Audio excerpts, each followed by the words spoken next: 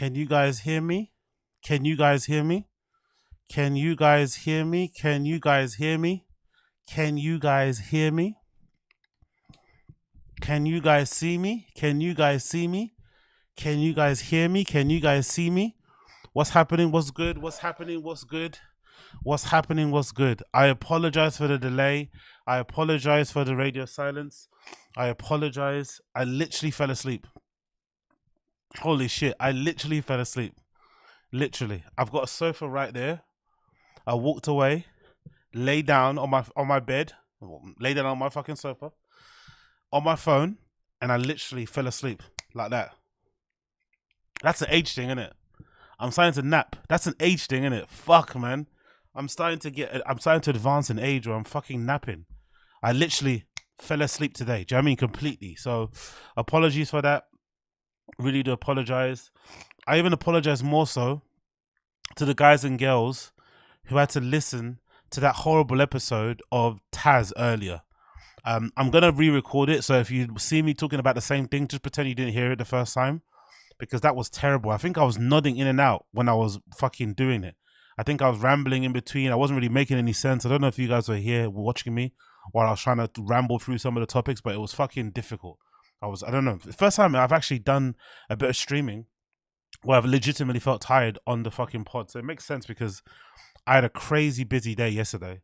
I went super hard in the gym. I did a really heavy fucking weightlifting workout. Then I smashed a cardio at the end, went on a rowing machine, did like five 200-meter sprints on the row machine, then did fucking 10 kettlebell swings with I think 24 kg kettlebells.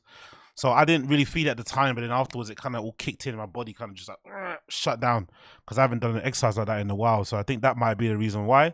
But yeah, man, shit, bro. Yeah, exactly. Oi, Lyle Chipperson, my body shut down. If you guys were listening to me earlier on Taz, you would have seen I was literally incoherent. I was like rambling in between something. I was saying some other words. I don't know what I was talking about. So if you did listen to that episode, forget it. It doesn't exist. I'm going to re-record it.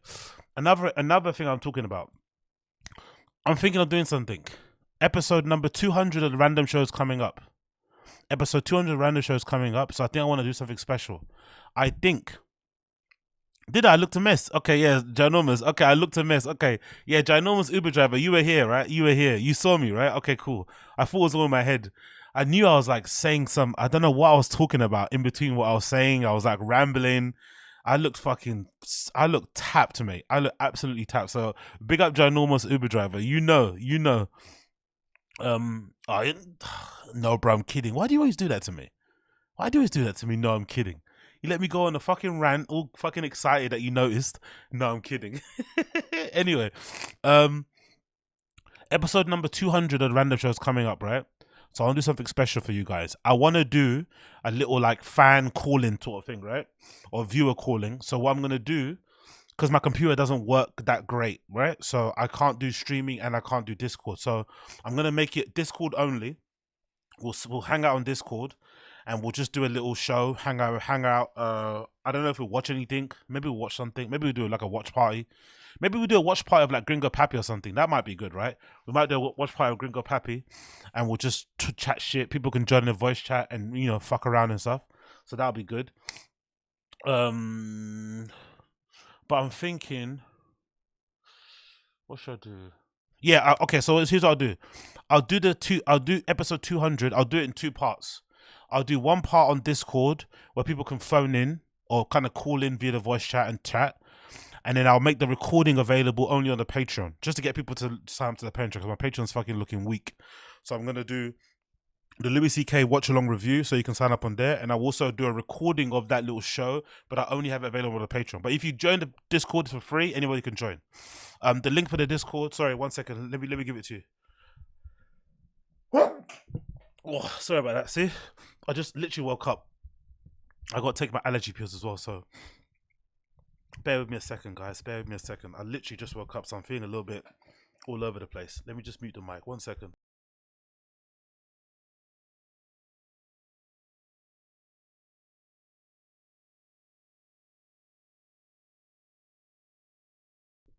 Yeah, sorry about that. Honestly, I felt so bad because when I came back to the computer, the fucking OBS was still open. I saw the chat window. I was like, oh shit. Sorry. I thought, oh shit, you guys have been waiting here for a while. So I felt bad for making you guys wait. So instead of delaying the show for another couple of hours, I thought, you know what, fuck it, let's just jump on and let's just talk. I'll be up anyway, innit? I wasn't gonna be sleeping, so let me just get this for you. Bear with me a second. I'm gonna get the link.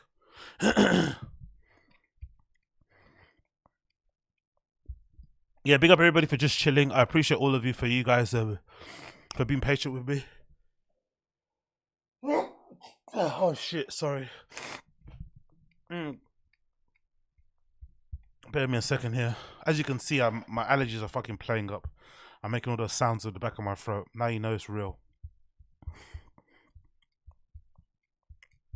Okay, here we go. So this is the Discord link. Okay, so just to get my thoughts all coherent.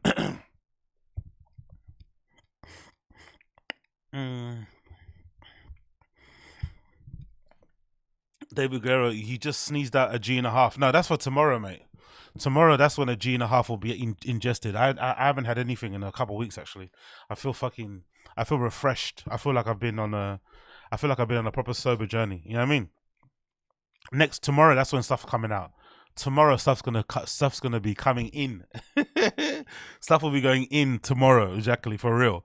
So anyway, long story short, here's what I'm gonna do, right? Episode 200 of the Agostino's, sorry, episode number 200 of the Random Show is coming up very soon, right? So I want to do something special. So it's going to be two parts. One part's going to be Discord. On Discord, you can join. The link is in the fucking stream. The link is in the stream chat. The link will also be in the description. Join the Discord for free. We'll do a little watch along. We'll probably do a watch along of Gringo Pappy. We might do another watch along with Brian Callen's Man Show, whatever, one of those fucking specials. Or maybe I'll try and download one of these first. Yeah, that's what I'll try and do. I'll actually do a Gringo Pappy watch along. We'll do that, right? Or maybe we'll do actually Gringo Pappy. We'll do Gringo Pappy. No, we'll do You Be Surprised on the Discord. And then we'll also do whatever Brian Callen's first comedy special is. I don't even know what it is. Brian Callen, I'm sure, has got a comedy special, the first one he ever did, right? So we'll do a Brian Callen comedy special watch along on the Discord, his first one ever, and we'll watch that on the Discord. Or maybe, and watch it, yeah. Fucking, thank you, Stinagu. Here's what we'll do. We'll do a full marathon. We'll do on the Discord, we'll do Brian Callen's first comedy special, Chris Alia's first comedy special, and Gringo Pappy, right? And You Be Surprised. Then I'll record that and make it only available for people to watch and to check out on the Discord. So you can join for free on the Discord, and then you can watch the recording on Patreon. Sorry. Join the Discord for free to watch us, to watch along with us. We watch the first special of Brian Callen, Chris Lee, and Brendan Schaub. Then on the YouTube, so I'll do two parts of the 200 show. I'll do part 1 of 200 will be on Discord, and the recording will be available on Patreon. Part 2 of episode 200 will be available on the YouTube, right? And what we'll do on there, we'll watch the latest ones they did. So the first special that Brian Callen ever did, according to Google, is this one. It's called Man Class. Jesus Christ, he always does man. Wow, Brian Callen's so uncreative and lacking in any kind of imagination. Look at all these specials; they're all the same. Man Class, Never Grow Up, Complicated Apes, Man Tears. They all involve manhood, right? Or something to do with humanity, or something to do with growing up, or something to do with fucking being a human. All right, cool, whatever. So we'll watch one of these specials, right? And then we'll go from there. That's one thing to talk about. So make sure you join the Discord.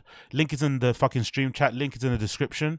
Also, make sure you join the fucking Patreon. I've got to upload the latest episode or comedy special from Louis C.K. Join the Patreon. Don't be fucking stingy. It's only $1 to join. It's only fucking $1 to join, right? Please join the fucking Patreon if you can. How can I view this as a normal person? It's only $1. As you see there, I don't have many people on there. So if you want to join and help out the kid, that would be greatly appreciated. Again, like I said, it's only $1. I'm going to have the Louis CK one happening very, very soon. And then the last thing I wanted to talk about here. So join the Patreon. Patreon is available at patreon.com/Agostino. So that's the link for the Patreon. Join. It's only $1, like I said before. That's the link for it in the stream chat here. So join the Patreon. And then the last thing I want to say is this. Check out Kat Barker's show with me on there, right? Please check out Kat Barker's show with me on there. That would be fucking amazing. Please check that out, right? Kat Barker with me on there. Eddie D, would you box MMA Guru? Of course. Why not? I love MMA Guru. He's fucking awesome. He's one of my favorite fucking YouTubers. One of my favorite fucking MMA guys to follow as well in terms of content. I've always been a big fan. I've been on the fucking MMA Guru hype train from the beginning. I used to watch him when he was very, very, very small, ranting in his room for hours and hours. I'm a big fan of his. I get a lot of my work ethic, a lot of my fucking quote unquote consistency from MMA Guru because he's been going hard. Those of you that have been watching MMA Guru from the beginning, you know he's been going hard. MMA Guru's been on the fucking thing for hard. He's been going shooting for hours for ages. So I'm a big fan of MMA Guru. If he wants to do some sort of boxing thing with me, I'm a nobody compared to him because he's huge now. But if he wants to do it with me, yeah, I'm down. I'm down, man. Let him know I'm down. Whatever he wants from me, I'm in. I'm involved. So check out my episode as well, by the way, of the Kat Barker show, episode number 14. Big up my girl Kat Barker. Give her some love.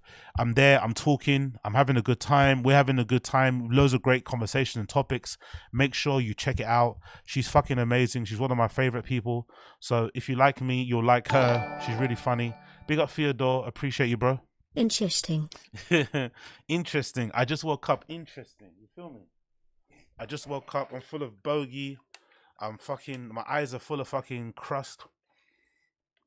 We keep it moving. You know what I mean? We're not fucking delaying or wasting time. So make sure you guys do that. Join the Patreon. Join the Discord. We'll do all that. And I'll put a post up anyway to fucking clarify everything. Right? But I just wanted to let you guys know about that. So make sure you check out my episode of the Kat Barker show, episode number 14. I'm there. Make sure you tune in there. Check it out. It's really funny. I'm not going to watch it on the stream because I hate fucking listening to myself while I'm watching stuff. I'm not that much of a psycho. So please check it out. That'd be much appreciated. Give her some love. Give her some love because she's fucking awesome. Okay. So let's jump into what we're going to talk about. So we need to talk about TFATK Live. TFATK Live happened. Actually, no. Let's do one thing. Let's do one thing before we do TFATK Live. So have you guys seen this video? Look at this video. Brendan is now pretending to be a race car driver, and it's hilarious because there's a bit in this clip where they try and make it seem like he's driving, but he's not the one driving. I don't know why they did this. So let's actually check it out. I'll show you what I mean, right? So this is the Instagram page. This is the caption. Look at the caption, right? Why is that thing still on my screen? The notification. 1 second. Let me take this notification off. Bear with me 1 second, my friends. Alert box. Let's see if I can take that off. Cool. Is it off? Yeah, it's gone. So, Brendan SCHAUB is now becoming a race car driver. He's going to be taking part in something called the Mint 400. And he put together this little sizzle reel of him driving one of these dune buggy car things. And I think it's in collaboration with a company called Rigid Industries, right? But they tried to make it look like he's actually racing when it's not actually him in a car. It's really odd. I don't know why they did that, to be fair. Let's watch the video. I'll show you what I mean. Look at this. Look at this clip. So that's the caption. It says, "Oh boy, gearing up for the Mint 400. I had no idea what I signed up for and the amount of work that it goes into these races. It takes a freaking team to pull this off. I love it. Respect. Can't wait. March 6th to 10th, Las Vegas." So let's play this video, right? It's fucking bizarre. It's really, really odd because he's not the one actually driving behind the wheel. You actually see it based on his arms. Let's play this. Let's see I'll see if you guys clock it as well.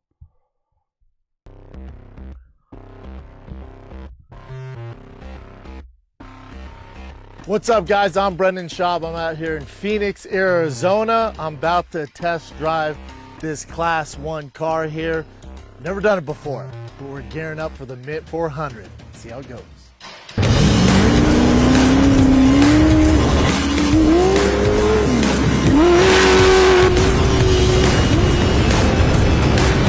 Did you guys notice that? You see his arms? You see the guy's arms? That's not Brendan SCHAUB. Whoever that guy's behind the wheel is not Brendan. Look. He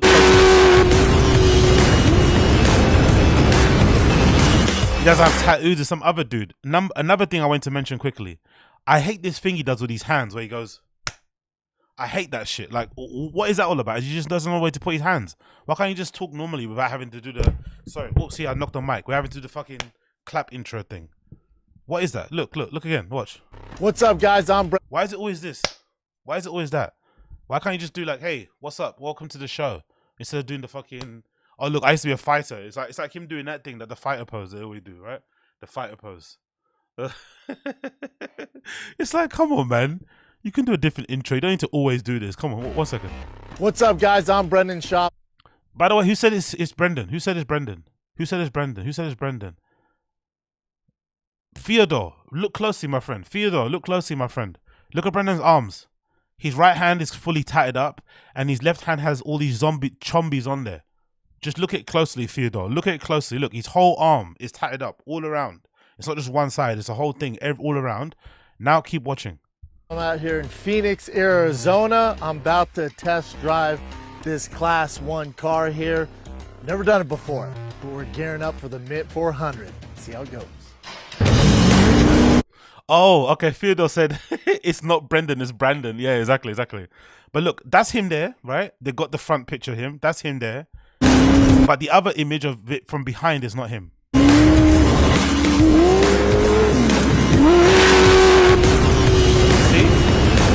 That's not him now. That isn't him. Yeah, big up. But I know Ryan Ken.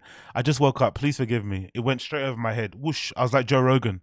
I completely missed the joke. You know what I mean? I did my best Joe Rogan impression there. Apologies.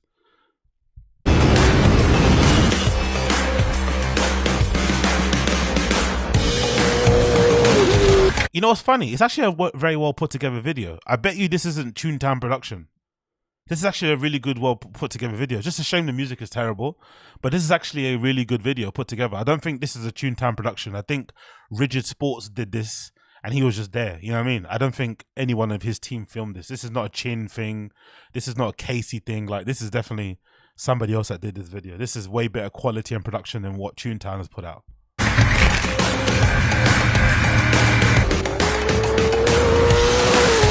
Oh my God, just like hitting a home run in the bottom of the 9th inning in the World Series. Just getting from first to second gear, because it's timing, right? It's all about timing.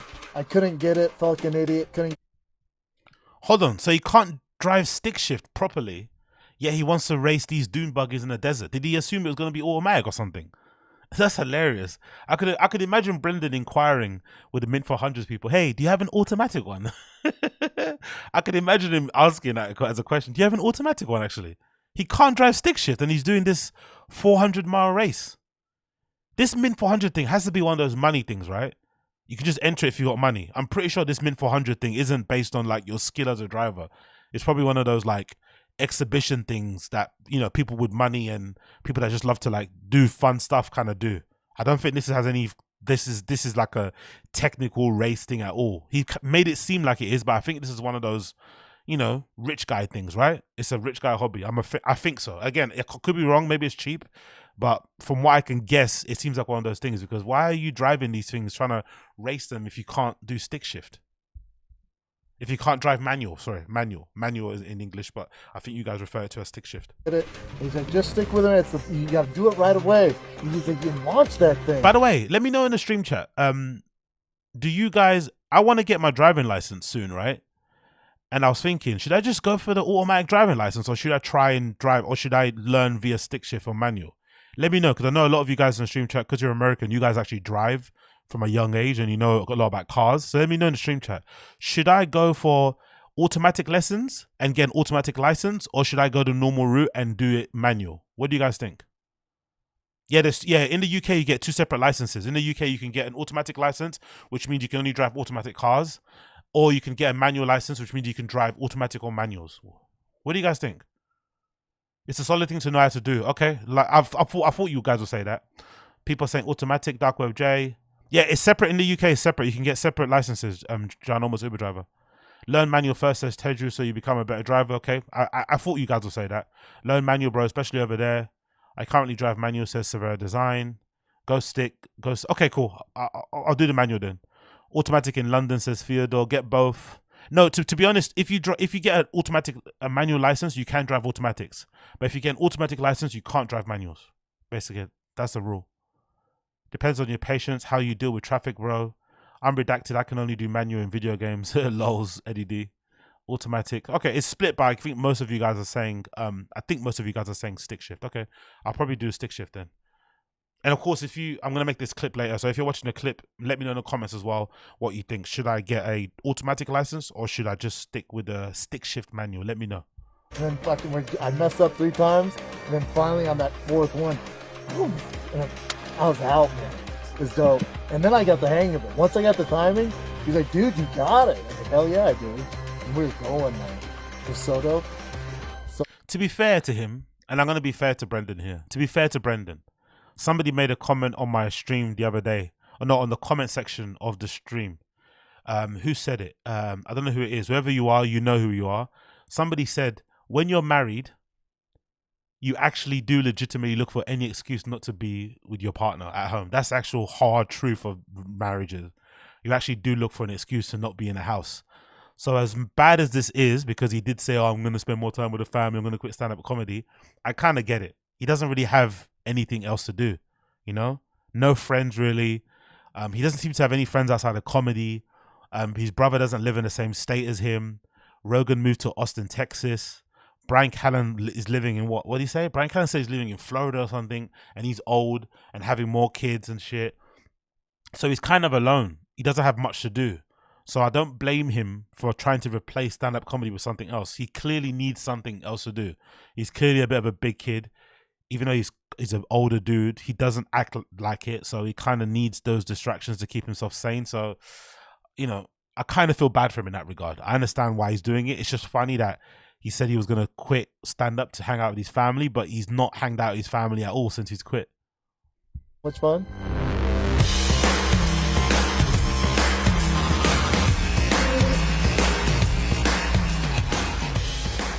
Okay, I just find this whole thing hilarious. I also find the fact that he's now wearing head-to-toe, you know, fucking car merch now. You don't see, have you seen fucking Brendan wear anything pertaining to football now? He doesn't wear any more football jerseys. All the football jerseys have been relegated to the back of his wardrobe. He's got King Shock's fucking shirts on. I'm sure that hat is some sort of garage as well. He's now fully head to toe wearing car merch, which is fucking hilarious. By the way, for you guys who watch a lot of YouTubers, I don't know, I've only watched a couple car YouTubers, but is this a common thing? Do car YouTubers wear loads of car merch? I didn't see that. I just saw them wearing normal clothes. Why is he come into this car space and started to dress in the merch head to toe? I don't see a lot of those car guys wearing car merch, like, you know? Or am I bugging? Like, they don't wear any car merch. They don't wear anything, or maybe some of them do if they got garages. But even the ones that got garages, they don't wear a lot of car merch. So it's really strange. But anyway, that's Brendan doing that. Let's just double check some of the comments, what people are saying here. Let's fucking go. I wonder how many let's go we can get. Love seeing you smile, the perfect smile. Seeing you happy is a great day. Okay, just Jesse person wants to suck fucking Brendan's little minko, I guess. Let's continue here. Oh, would Brendan like this woman as well? Yeah, she might be. Nah, Brendan won't like her. She's way too ethnic looking. I don't think Brendan will like her. Best of luck, kill it, says this person. Way to level up a big dog, says this person. Dope as fuck, this person says.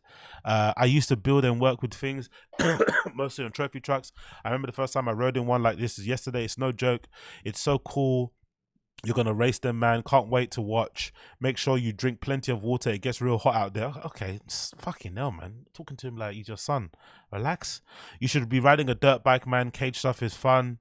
Imagine Brendan riding a dirt bike. He'll definitely RIP himself. Good thing he's not riding a fucking bike. Ridge Motors or Industries said hi. Yeah, so cool. So I guess people are really into it. Even the Mint 400 is saying things about him as well. So I guess it's all well and good. Well and good.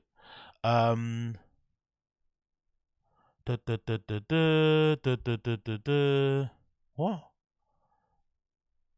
Lau Chipperson said he's not comfortable with himself, AZ. That's why he has to dress up. Okay, yeah, true. That's a good point, actually. Very good point. He's a poser, says Sean. Straight up. Yep, exactly. The people that actually work on cars wear shitty clothes. Oh, exactly. Theodore. Great fucking point. I didn't even think about that. Great fucking point.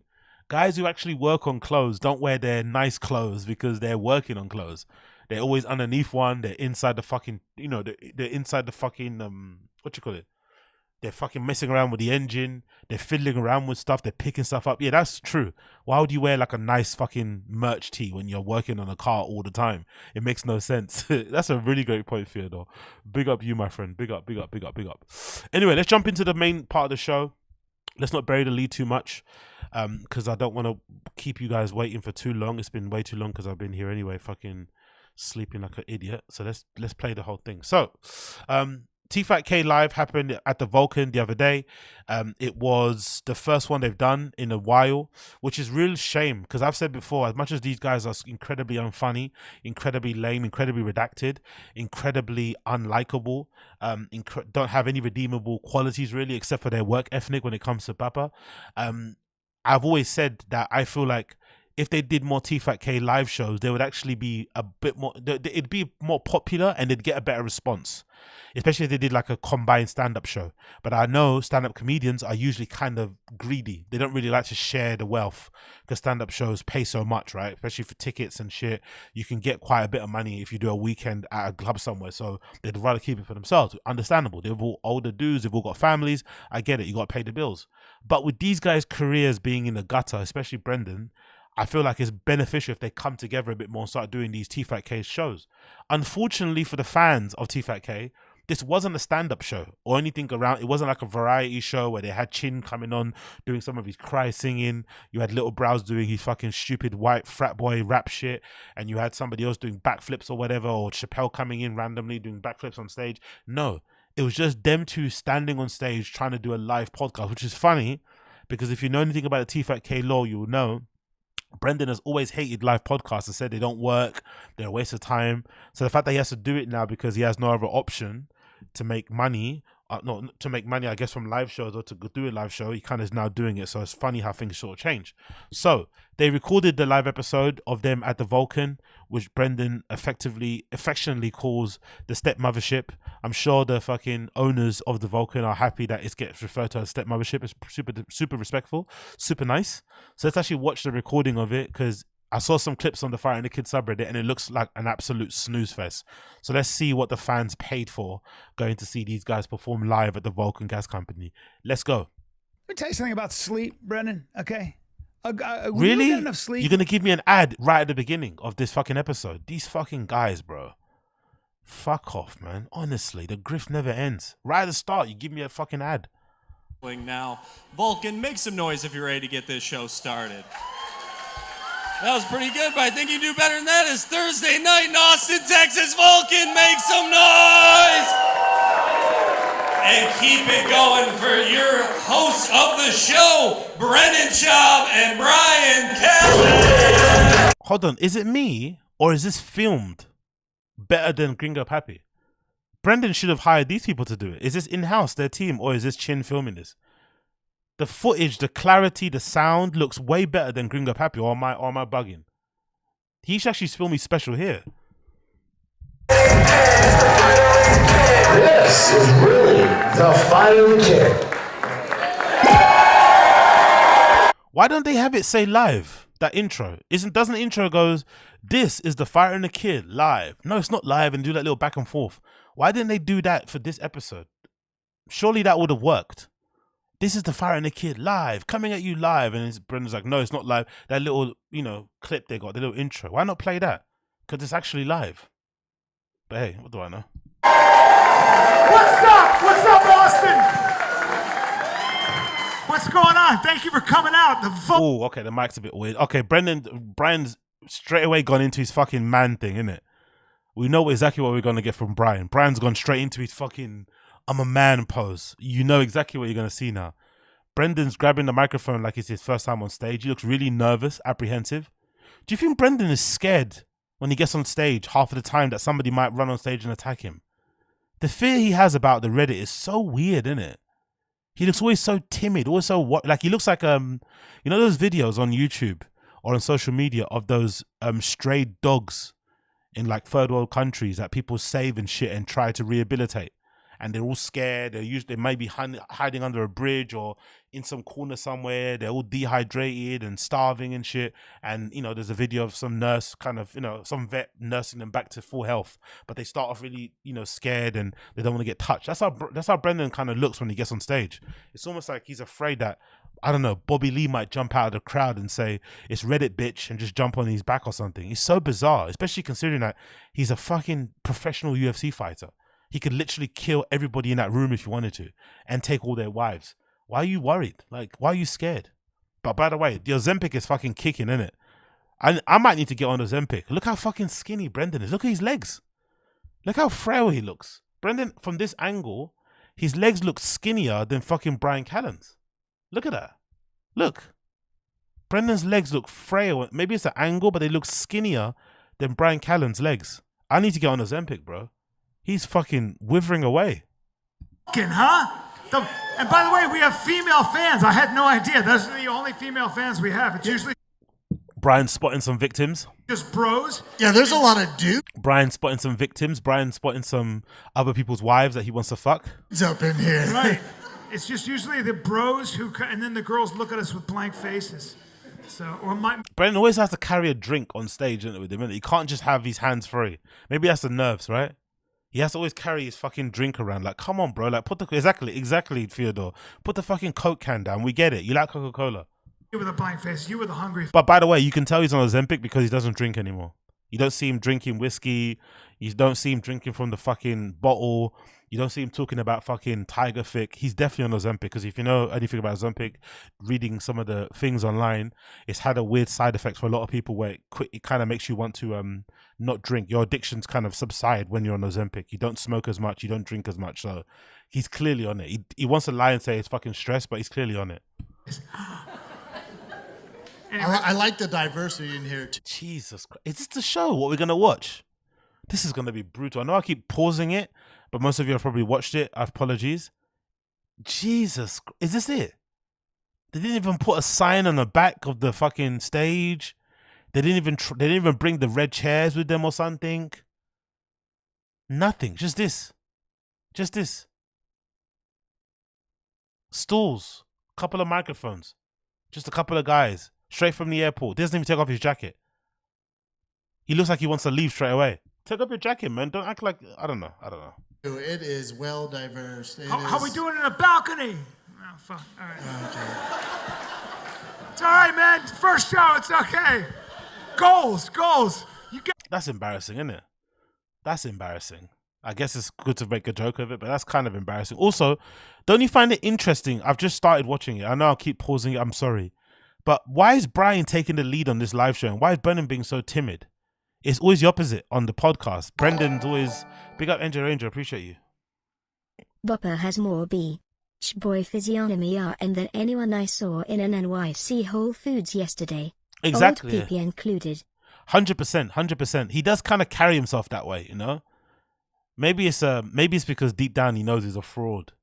Deep down he knows he's deep down he knows he's everything people say he is. Deep down he knows the things that Unique, the thing that I say, the thing that Comedy Enforcement says, the thing that fucking, Too Lazy to Try says podcast cringe say about him is actually true.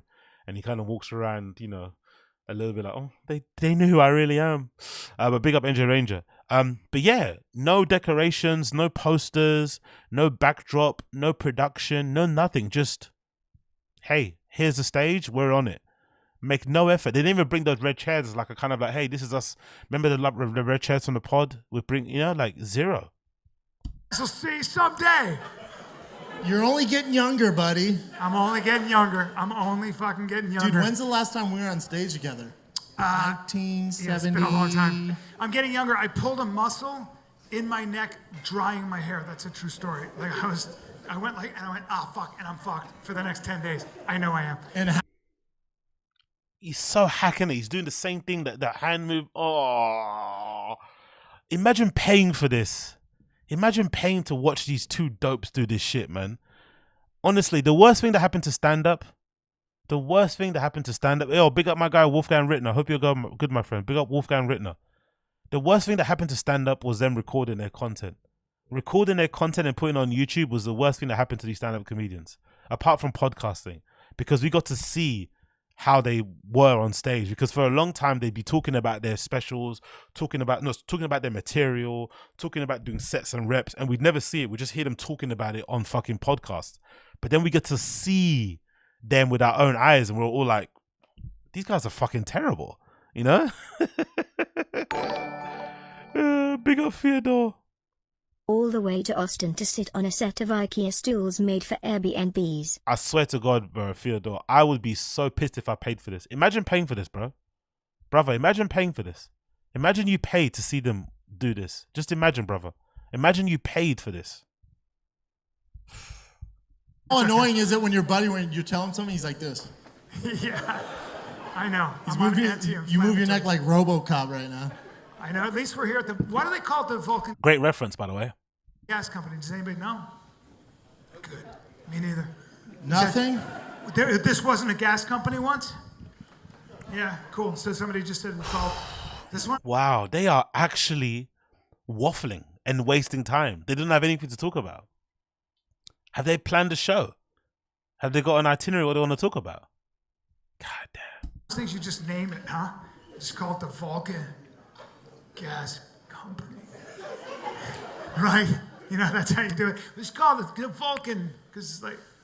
What's up, Wolfgang? AZ, what is going on with your nose fiddling and picking all the time? I've got a bit of leakage going on.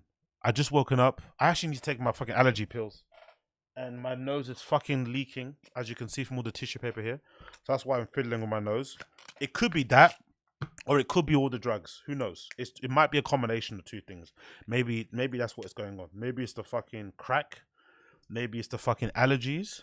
Maybe it's the pollen. Maybe it's all the dirt on my carpet because I haven't, hoovered for a while. Maybe it's the cats around this house, which I don't have.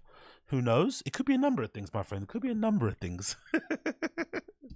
And gas. But B, you weren't here. Vulcan was popping. This was the spot. This was the spot. I love this place. And then Rogan said, "Cool story," and then fucking right across the street, dude. Yeah, but I like this place. It's got a good reputation, and we're here. Oh my God, of course they mentioned Joe Rogan in the first 5 minutes of this show. They mentioned Joe Rogan already. They already mentioned Joe Rogan in the first 5 minutes of this fucking show. And it's about to blow the fuck up. When they find out, you know how when the Beatles, they found out they were playing on a roof? I will say though, Austin is alive in comparison. Like, you got this. Brendan's not gonna put that drink down, is he?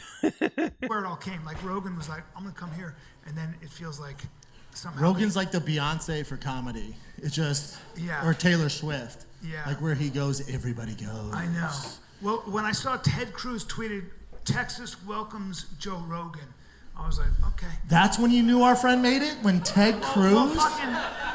No, that's all the shit Rogan's done. He's like, when Teddy Cruz tweeted him, it was just, he made it. It was just weird. Now we're calling him Teddy Cruz and Joseph Rogan. Is that what we're doing? Oh, fucking hell, man. This is going to be hard to get through.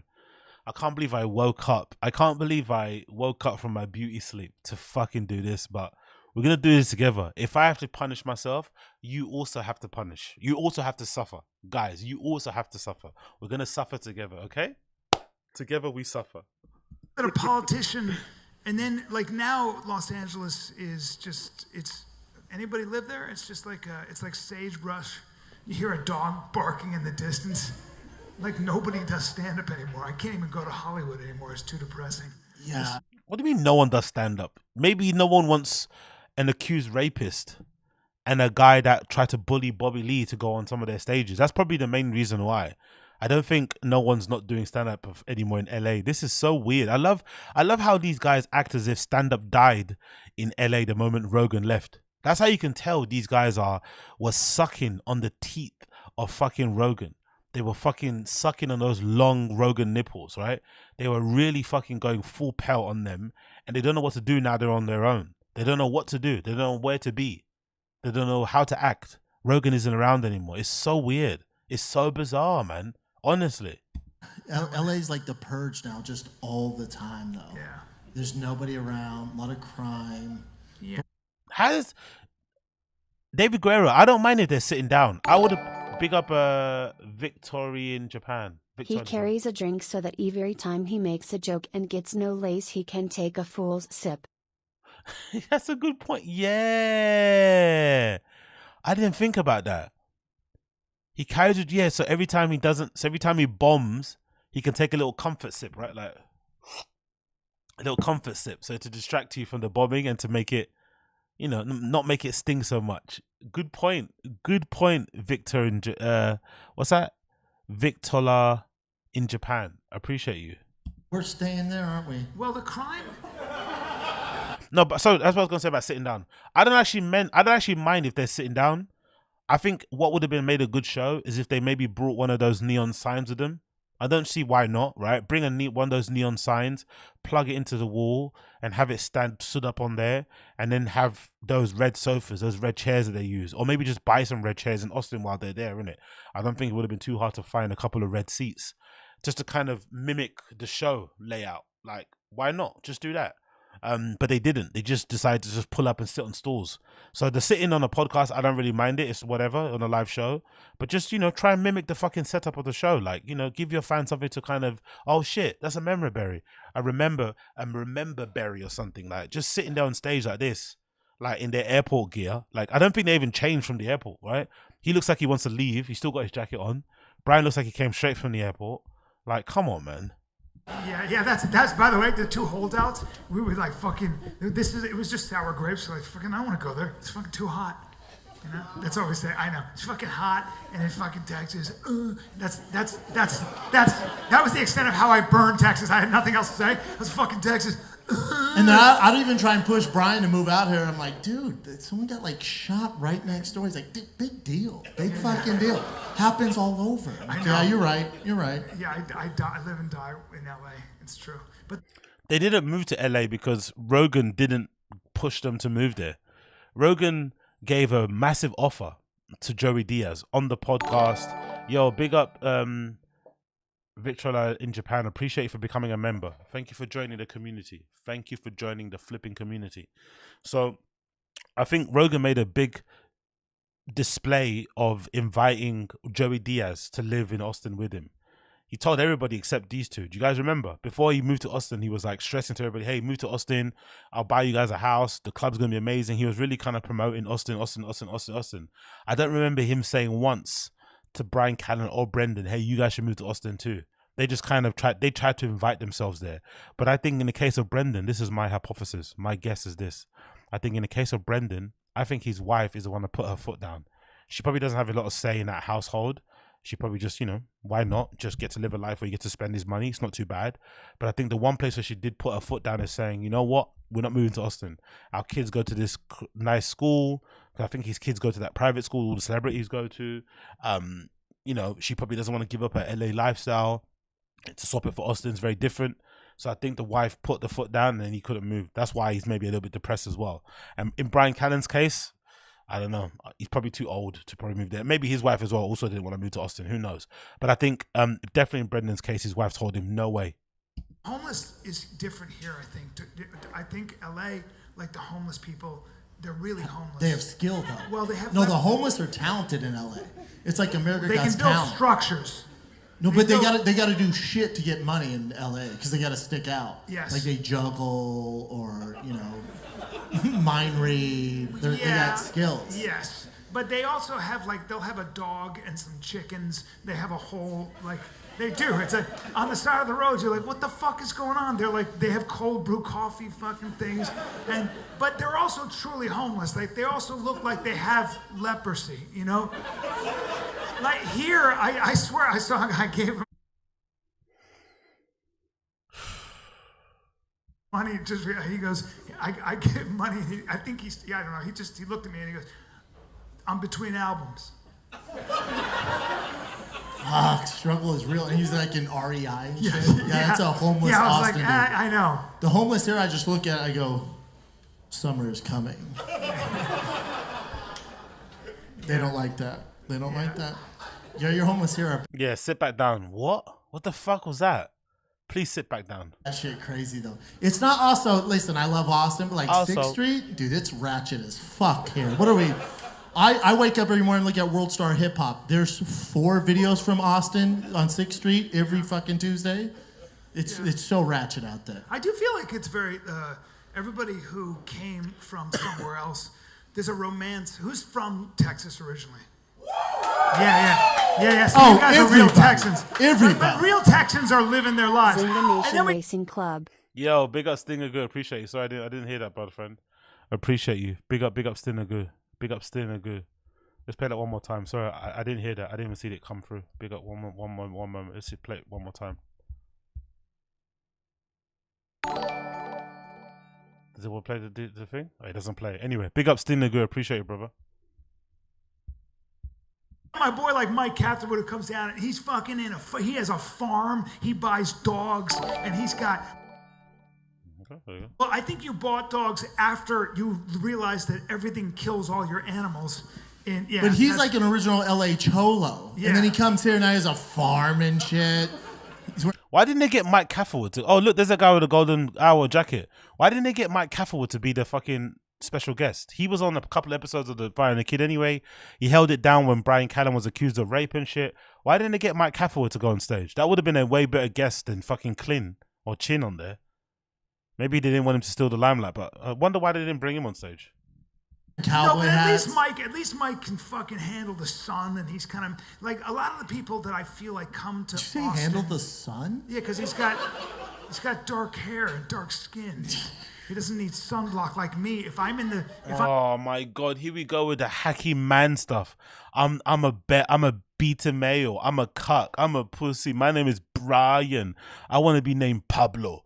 I want to be a man. Like, he's gonna do the same fucking routine. Is he gonna do the same fucking routine? Is he gonna start doing the horse thing? My legs are like horses running through the field. Is that what he's gonna start fucking doing? Are we gonna get the same fucking routine? Are we gonna get that? Is he gonna stand up and start doing man stuff? He's such a hack, innit? Fucking hell. Hackety McHackerson. in the Austin Sun on my farm, I would Callan I get McHaxey. so fucking pink, and then I have to go to the hospital. That's the thing about Texas. Like the sun and the farm life isn't for you, right? No, I want it to be, About, but I want to be a gentleman farmer. The, Someone milk the cows, please. That's how I would be. Dude. Your hands are terribly strong. Someone massage my calves.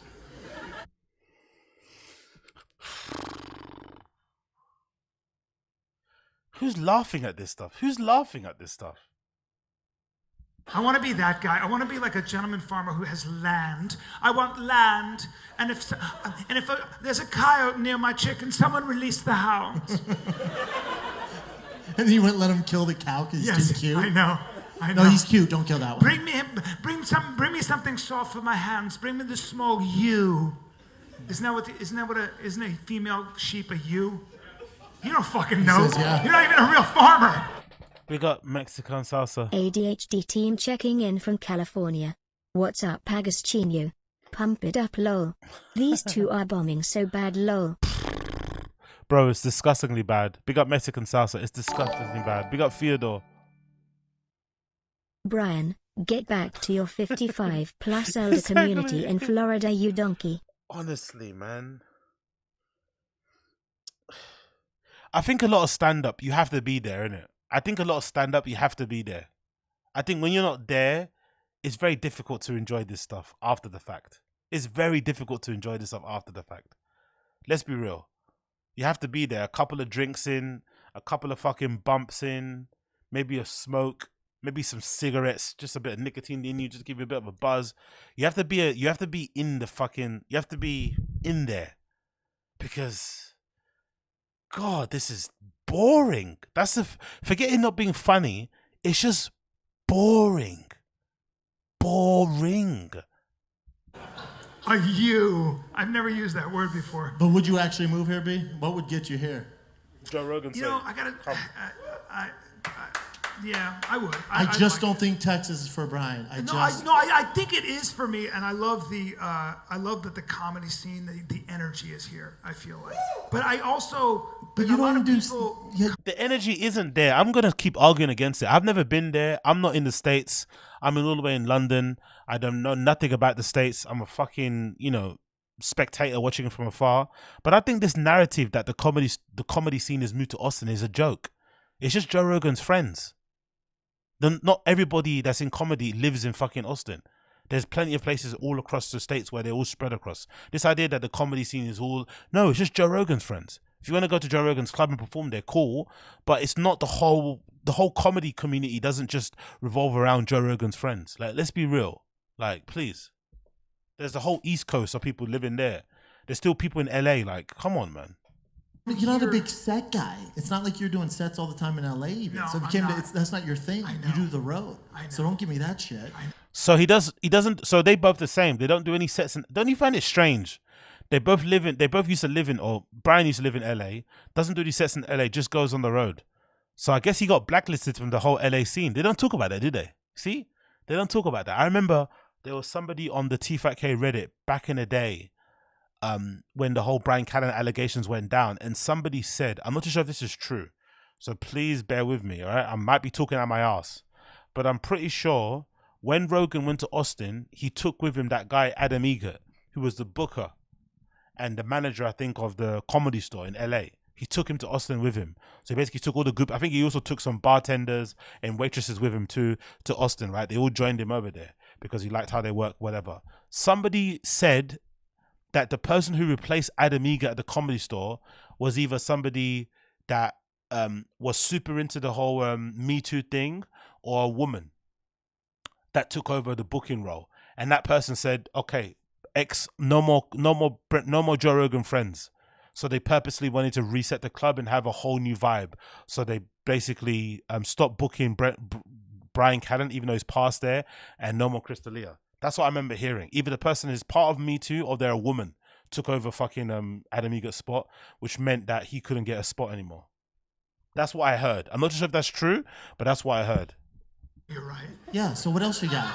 I have you want to know the truth? I have a fantasy, and I'm way too old to have this. I have a fantasy of carrying a fucking gun. Like, I want...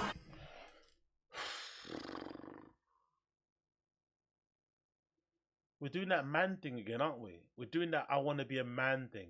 Like, oh my God, man. I know it's lame, but I want a piece here. And I'm telling you right now that my fantasy versus what would really happen is for the first fucking 2 weeks, I'd have my piece and I'd probably practice just in case there's a situation. And then 2 weeks later, I'd be like, it's too heavy. And then you move back? Yes, I swear. It'd be like, it was just throwing off my hips. I can't even wear a bulky watch. You've never seen me wear anything. A fucking gun? So this is just Brian Callen doing stand-up and Brendan, on stage, ad-libbing. I'd be like, oh, gun's not for you. If I'm vacuuming in the car, I'd be like, it's digging. And then I'd put it somewhere, and then I'd be like, I'd walk around my house with my children, I'd be like, where's my fucking gun? That's what would happen. Also, it's not Texas at all. You have a Tesla. You're getting out of your Model 3 Tesla with your gun. No, I'm not getting a truck. Too much. It's just like, dust. And also, I know. Dust? What the fuck? But also, like, everybody I know comes down here, they grow an aggressive beard, take their jujitsu fucking way too seriously in their 40s. They work their fucking... at 40, you shouldn't be working this. Somebody shouldn't be adjusting your elbow. Get your elbow higher. Fuck. You're right. That's not what he should be doing.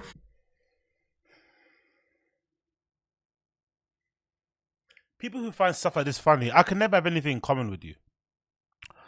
I know it's subjective, but I can have nothing in common with people who find stuff like this funny. Spending your free time going to stuff like this is one thing. Spending your hard-earned money to watch these two redacts, these two has-beens do this shit, I couldn't imagine. This is so bad.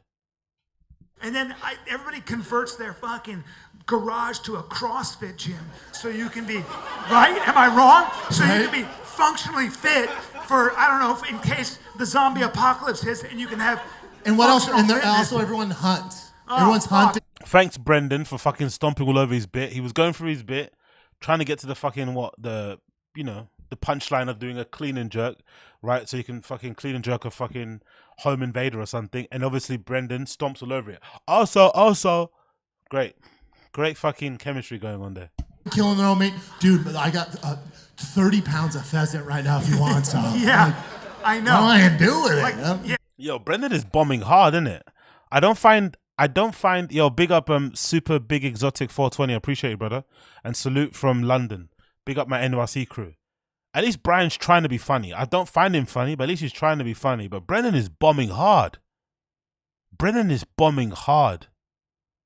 Look at what's his skills Carmite. Zinger would fall over laughing if he was in the front row. Come on, no I wouldn't. I'd be fucking Alex Pereira face. That would be me. Tim Kennedy was showing us pictures of the biggest deer I've ever seen. It's not even indigenous to here. They brought in some fucking red-tailed prehistoric deer. No, Tim goes, dude, I have 300 pounds of red deer. I'm like, Yeah. He's like, I got it. How do you pronounce deer? It's a dare. This guy's words. Why can't you say words properly? You say dare. I've ever seen. It's not even indigenous to here. They brought in some fucking red-tailed prehistoric deer. no, Tim goes, dude, I have 300 pounds of red deer. I'm like, Dare. Red dare. Dare. Don't eat deer. That's the new dare, right?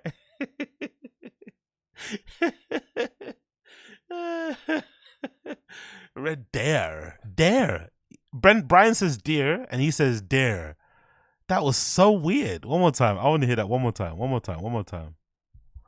time. Fucking red-tailed prehistoric deer. no, Tim goes, dude, I have 300 pounds of red deer. I'm like, Yeah. He's like, I got it. Make Whatever you some need. sausage? And I have access to a well, and I'll cut your throat. You know, so it's a little aggro. It's a lot of think energy. you know what it is, bud? No, I think you're too soft for Texas. I'm too old for. I'm a little too old. Oh, see, I don't think it's an age thing. I Yeah. just think it's a you thing, right? But you are. When we were with just eating with Tim Kennedy and some other people.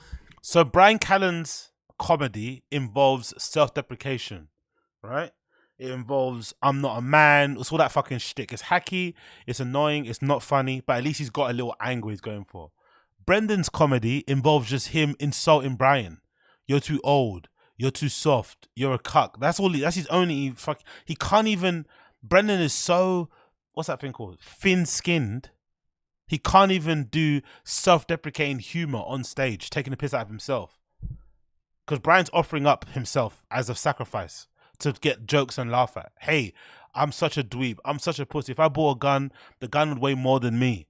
I'd lose it. I mean, he's doing all this self-deprecating humor to get the crowd on his side so they can laugh at him. And in the process, they'd all be laughing in general.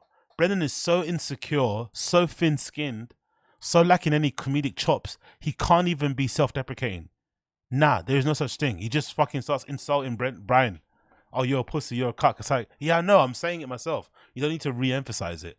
Kind of rough, and they were talking about pushing themselves until they throw up, because that's how you're supposed to train. Talking about lactic acid levels and shit. You have to push, and then if you get to a point where you're going into convulsions and you're drooling, push harder. And they kept going, what intervals are you doing to reach that? If you don't mind me asking. I don't think you know what you were doing, but you were doing this. Your hands were lightly touching your chest. You were just like, oh, I don't like this conversation. I know, because I didn't care. No. You see, Brian's trying to give him the invitation to be self-deprecating and put his hand on his chest and be like, oh, you were acting like a bit of a pussy. You were like a bit scared and shocked by this big, bad fucking UFC fighter. But he doesn't even take the invite. No, I just didn't care. It's like, bro, take the invitation to be self-deprecating. Take the invitation to fucking rib yourself a little bit, to laugh at yourself a little bit, and be like, hey, I'm fucking a former UFC fighter, and I was freaked out by how they're training. Like, guys, you guys need to calm down. You're making me look bad. No, you're just like, I didn't care. Yeah, so that's the only thing about Texas that sorry, I say it the way it's supposed to be said, but I know, yeah. Yeah, I just don't see you as a Texas guy. I'm definitely not going to wear a fucking cowboy hat. Ooh, I would. You're not allowed to wear a cowboy hat unless you fucking wrangle cattle or you're from Texas. If you wear a cowboy hat, you're a dick. Oh, look, there's the guy with the cowboy hat. Good shot, hey. I mean, there's nothing worse than I got myself some Lucchese boots. Is that what they, is that it? Oh, I'm sorry, somebody's like, bullshit. That's the other thing. You fucking wear Lucchese, it's like, fuck you, fry. It's like, oh God. What are the cool boots? Who makes the best boots? Big up MH. Big up to bean cheese, bean cheese, bean cheese, bean cheese, bean cheese, bean cheese. Whoops, I beat the fucking microphone there, but big up MH Susio. Bean cheese, bean cheese. We're on that little B thing, right? Little B, right? Big up MH Susio. Lucchese. Lucchese Okay, I'm is right. number one. That's not very Texas. That's very Italian. Lucchese.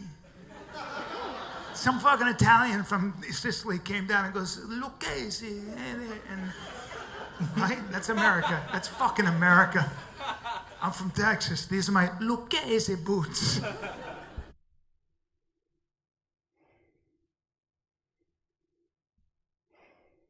Now, Brendan, you and I are both. We'll ads. take a little break. Well, let's take a little break. Let's take a break. Get fucked. Get fucked. Talking a lot. But you're here now. I'm here, buddy. You came to Austin for a reason. Yeah. Do you like being on stage? Because there's a rumor you quit comedy. Didn't quit. I need a break. Yeah. Yeah, I need a break. Depressing, innit? Can we make some jokes, please? This is depressing, innit? There's a rumor you quit comedy. Didn't you say you quit? So fucking bizarre, this whole I didn't quit, I didn't quit thing. I find all of it so fucking odd. Like, okay, you didn't quit. We don't give a fuck, really. Do it, don't do it, we don't care. But this whole like I quit then I don't quit is so odd. Like it's such an attention seeking thing, innit? What's wrong with the stream? Am I lagging? No, I'm not. Am I lagging? Am I lagging? I'm here. What are you talking about? Can you guys see me on the stream? Or are you guys fucking taking a piss? Can you guys not see me? It's streaming still now. I'm online. It says I got excellent connection. Can you guys see me or not?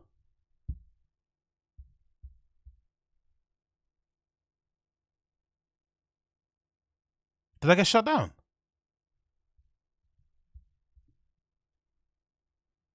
What happened? Did I get shut down? What happened? Am I still online or not? Let me see. Did I get shut down? Is that why people are saying that the stream is gone? It looks okay to me here. Let me know in the stream chat if I'm still here. Am I still here in the stream chat? Let me know. Am I still here or not?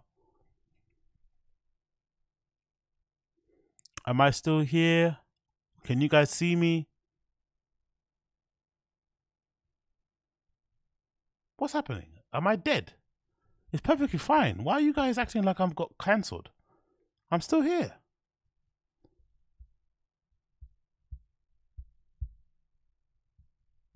Hello? Can you guys see me?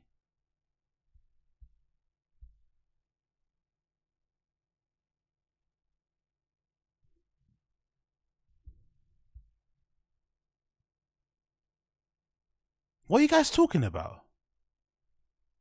No problem. Exactly. No problem with the stream. Why's everyone saying that I'm off? Better back. Can you hear me now?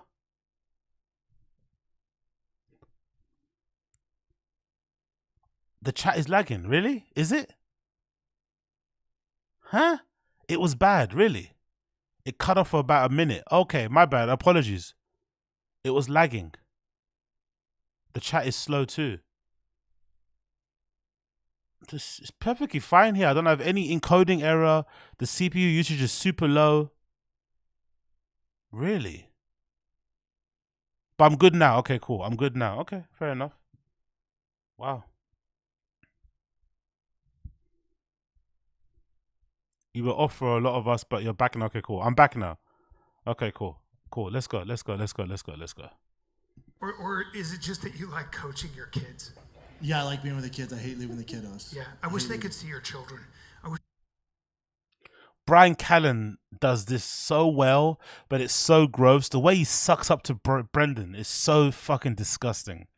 These little fucking alley-oops he gives him. You not quit comedy. You just want to be the best dad ever, right? It's like, bro, we know why he fucking quit. Let's be real. They could see that your children look like they were. It's laggy, really. It's not. Oh, okay, I'm gonna check my phone. I think you guys are taking a piss out of me.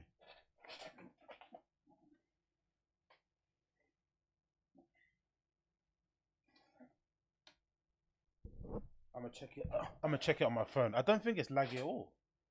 It's perfectly fine. I don't see any issue on my side of the computer and stuff.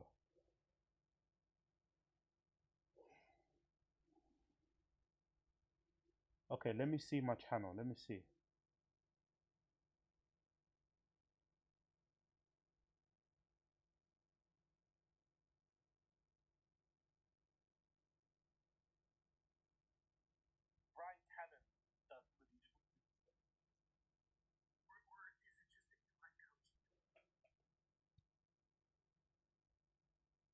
It's not like what's going on here? It's not laggy.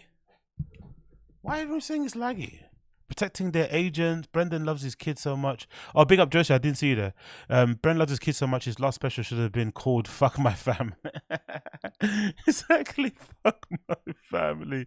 Fuck those kids. That's what it should have been called, right? That famous Michael Jordan quote. Fuck them kids. This 1,000 times better skit than those two redacts.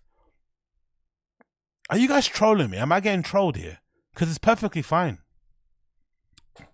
Anyway, I'll just continue. Hopefully it's not laggy for some of you guys, but I've got no issues on my end. My CPU usage is super low. I've got no encoding, error, fucking warnings. Bred in a Nike sports lab. I'm fucking.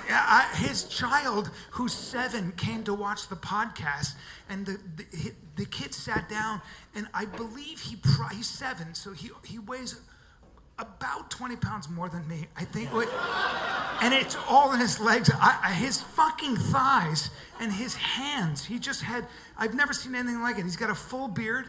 It's fucking insane, man. Should I say something about the crowd, or should I just be kind and keep it moving? It gets laggy when the video plays. Really? I'm checking now my phone. It doesn't look laggy to me.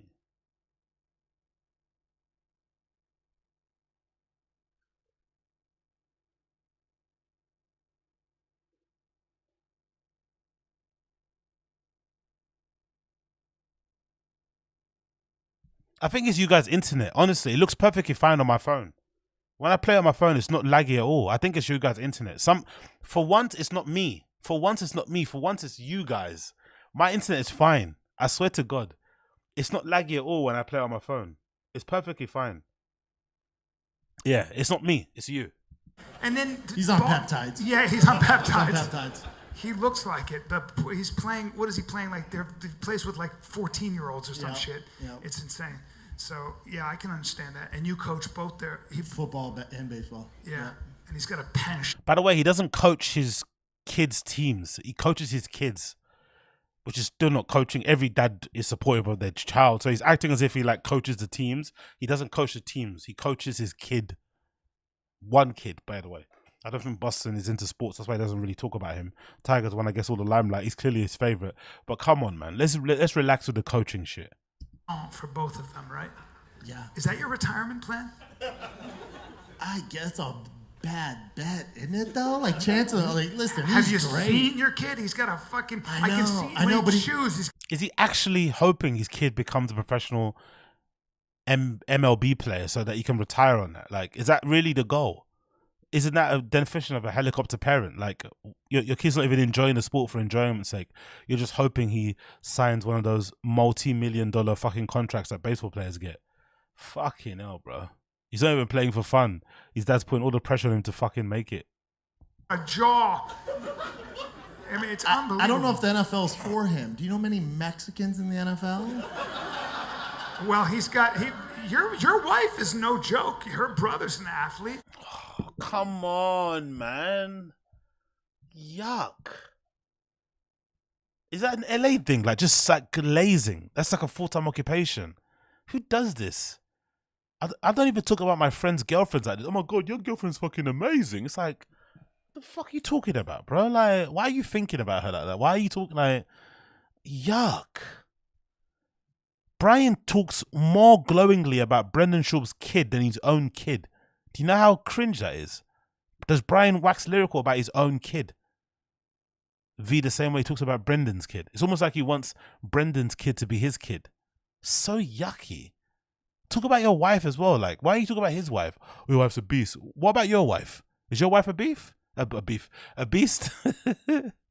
And then there's you. I feel like your genes washed. Like your son is beautiful, but he looks like you had sex with you. Oh, you mean like Brock Lesnar's daughter? Yes, exactly. It's the Brock. Wow. Honestly, I really do hope Brock Lesnar finds this clip. Hopefully somebody sends this clip to Brock Lesnar and he goes at Brendan. I'd love to see it. I'd love to see Brock Lesnar pull up on Brendan and put the fucking fear of God in him, because he talks all this shit about people and then says he's the nicest guy in the world. Look at that. Why would you mention that? They're talking about you, poking fun at you, and you completely diverted somebody else. Hope somebody sends this to Brock Lesnar. Hope somebody does send it to Brock Lesnar and he pulls up on Brendan and he starts like fucking backtracking like he always does. I really do hope somebody sends this to him. Lesnar, it's the Brock Lesnar phenomenon. You know when she came out, Brock's like, okay, fuck yeah, dude. I see shot put in her future. Fuck yeah. What a piece of shit. He's got a daughter already, right? So you'd imagine if you've got a daughter, you'd be a bit sensitive of all that sort of stuff, because there's no, what about if his daughter turns out to look like him with a wig? He would probably be a little bit upset about that too. So you'd be a bit sensitive about that. But no, here he is trashing another man's daughter's fucking looks and shit. Great guy. Never met him. That woman's that poor amazing. girl, heavy lies the crown. Yeah. Yeah, I mean, there's a guy out there. I mean, I Is want, there? Yeah. Is there? There's a large black man out there. You piece of shit. No, Why was that so funny to him? Why was that so funny? that's true. Come on, racism. No, here's the thing. No, but that is. Microphone slap on the leg. Yeah, lovely. Right on cue. That's the viral clip they're going to put on social media. Big up Stradley. Brendan's transition from addies and baddies to daddy has been remarkable. Exactly, hasn't it? Yeah, exactly. Addies and baddies, football jerseys, whiskey, right? Porsches, Ferraris. Now it's pickup trucks, car merch, right? Daddy coaching days, homebody. It's actually quite good point, Stradley. Very, very good point. Very, very good point. Now he's a beast of a dad, right? Now he's a beast of a dad who fucking, flips his fucking pickup truck. Woman is amazing, and I want the children, whoever she chooses as her mate, I would love one of those children. They're going to take over the world. I They're know. going to fucking... I know. I'm just going to have a grain mill outside my house, and just the child will push the mill until the child's ready to run through fucking offensive lines. It must be cool. Defensive lines. It must be cool for Brock, though, because he probably wanted a boy, got the girl, but she just happens to be a fucking freak. Yeah. Wow. So you're calling her a man? Yo, Brendan is talking very reckless about Brock Lesnar. Like, what's the deal here? Do they have beef or something? Fucking hell. Let's see if he keeps the same energy.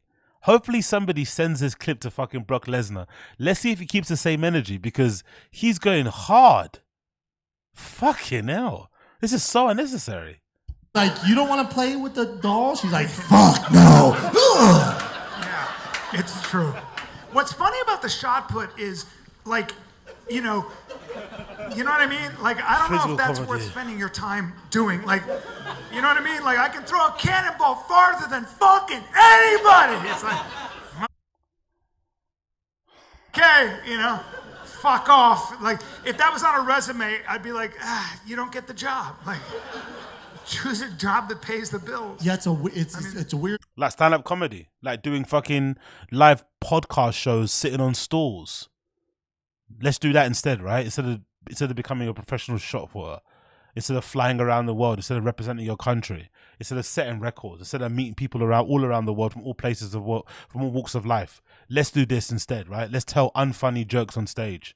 Let's be a washed-up has-been, Joe Rogan nut hugger, and tell fucking and do physical comedy hacky jokes that we've been doing since we were fucking 21. Let's do that instead. Yeah. All right. Cool. Sport to specialize in. Yeah. And he wasn't the first person just fucking go like this. And some guy's like, no, dude, you gotta fucking... Let's repeat. Yeah, look at this. Look at Mr. Parrot. Look at Mr. Repeater. Repeater of the joke. Look at Brendan repeating the joke. Brian just did that.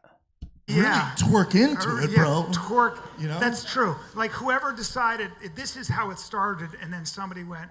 Let's do it again. One more time. Yeah. That's such an interesting evolution. No, bro, you fucking I figured It's it the out. torque. That guy who introduced it took a risk. Brand breathing so heavily now. I know. His buddies were like, "You're really gay, dude." Twirling around like that. Yeah, it's definitely not a sport you could make a movie about. Like, there's no way to build like. Also, there's no you know what I money mean? in it. There's no okay. You got this, fucking quiche, like chalk.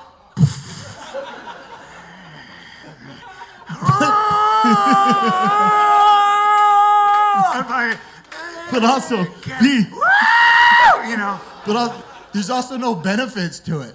Like if you walked into the hottest steakhouse in Austin, Yeah. you're like, I know we don't have reservations, but #1 shot putter in the world. You're like, Yeah. very cool. Get the fuck back in the line. Right. Yeah. It's almost the equivalent of being able to throw throwing stars. You know, like that guy fucking shreds you with. Jesus Christ, what is going on? What the fuck is this? You know what's funny about this show? Let me just tell you this. You know what's funny? They're actually trying to be funny.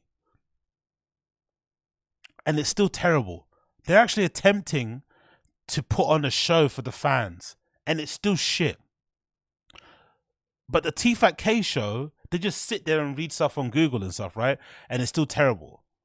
So imagine that. They do the other way on when they record it in the studio, trying to make it a fucking serious show by not making it funny. But then when they get on stage, they try and make it funny and it's still terrible. So both routes end at the same place. A terrible fucking show. I don't know how their fans, they've got to do this more often. They've got to thank the fans because I don't know how their fans stick with them. Because the content is so garbage. Stars. Maybe not, but you know what I mean. But also, why doesn't Brock put her in fucking MMA? Why Also? not big bitch wrestling? That's such a good idea. I agree with you. Some pigtail. Why isn't that big bitch wrestling? Please, somebody send this to Brock Lesnar. Why isn't that big bitch wrestling? Please, somebody send this to Brock Lesnar. I'd love to see Brendan backtracking and fucking copping please when Brock Lesnar puts it on him. I hope to God this gets to Brock Lesnar. I really do hope it does. Fucking wrestle, bitch. Yeah, that would. I Wrestle, just bitch. think Or like center, like she's like Icebox from Little Giants. she's a don't. It's a deep cut if you know Icebox. Do you know what I'm Yeah, doing? you guys know Icebox. Think of her big ass down there, fucking like Icebox, dude. I'm not actually getting involved in this conversation because I'm that afraid of Brock, even though he's not here. Like I don't want to. I'm not trying to meet. You're fun. such a pussy. I am a pussy because he could. Randy Couture still wants to whoop our ass. I love him, and I also love him. I feel so bad about that, but we love him. Well. But you're here for your kids because you want them to be. I'm missing too much shit. It's just not worth the squeeze anymore. It's just not fun for me anymore. My son is going to right be, now. Yeah. That's so depressing. It's not fun. Why don't you want to put on shows for your fans? Why don't you want to try and be funnier? Why don't you want to get on stage and share your jokes? I love how these guys, as soon as the money dries up, as soon as they can't sell tickets, I don't want to do stand-up anymore. Why can't you just go to open mics? Why can't you just do spots randomly? Just to kind of test out some jokes, right? Get some fucking stage time. Practice your craft. Become funnier. Nah, this doesn't pay well enough. It doesn't help me fly around the country. I can't go, get some addies and baddies. I'm not doing it anymore. I love it. I love these guys. I love how transparent they are. As soon as it doesn't make money, no more stand-up. This whole love of stand-up and wanting to have specials and wanting to go on SNL, it's all fucking a ruse. It's all just a money-making scheme. Love it. My son's going to be a comic, not an athlete. Not an athlete. What? Yeah, I know. He's built exactly like me, a little longer legged. And I looked at your son. I have to say, I was like, man, that's genetic.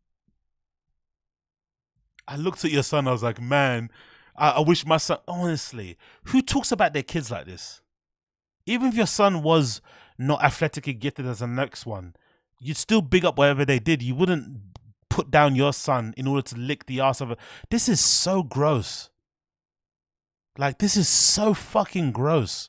Have some dignity. Have some pride in your own kid, man. In your seed. You're fucking sucking off another kid's dick and shit, which is already questionable. But, you know, considering the allegations around Brendan, this makes a lot of sense. Or around Brian, this makes a lot of sense. It's a real thing, because my son... But you knew that when our kids and your kids played dodgeball, right? I did see that, because my son was like, oof, it's awfully... And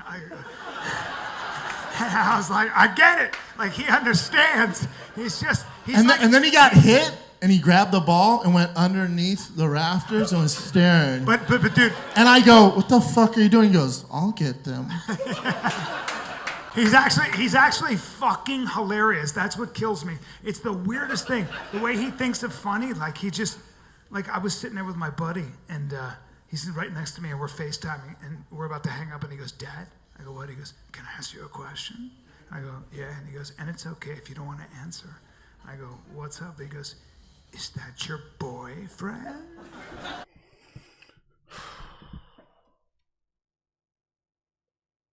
Nah, man. This can't be real. This can't be real. This can't be real. This can't be real. This cannot be real. Holy shit. Holy shit. And I was like, no. And he goes, touchy subject? Oops. So he just does these little fucking things, man. He just fucks with me, too. He fucks with me. He'll just. But you want him to be something else. You want to be like Brock Lesnar's daughter. I remember Brian was FaceTiming with him. He's like, and Brian was putting a show on for me. He's like, did you get your push-ups in? And he's all, what? Yeah. He will train. I will separate him from his mother in about 1 year. Yeah, he will be a Spartan. Like the movie 300? Yes, I'll shoot him out. I'm going to shoot him full of peptides. That's right. And when he's finally able to shave, he'll see his mother once again. But in the meantime,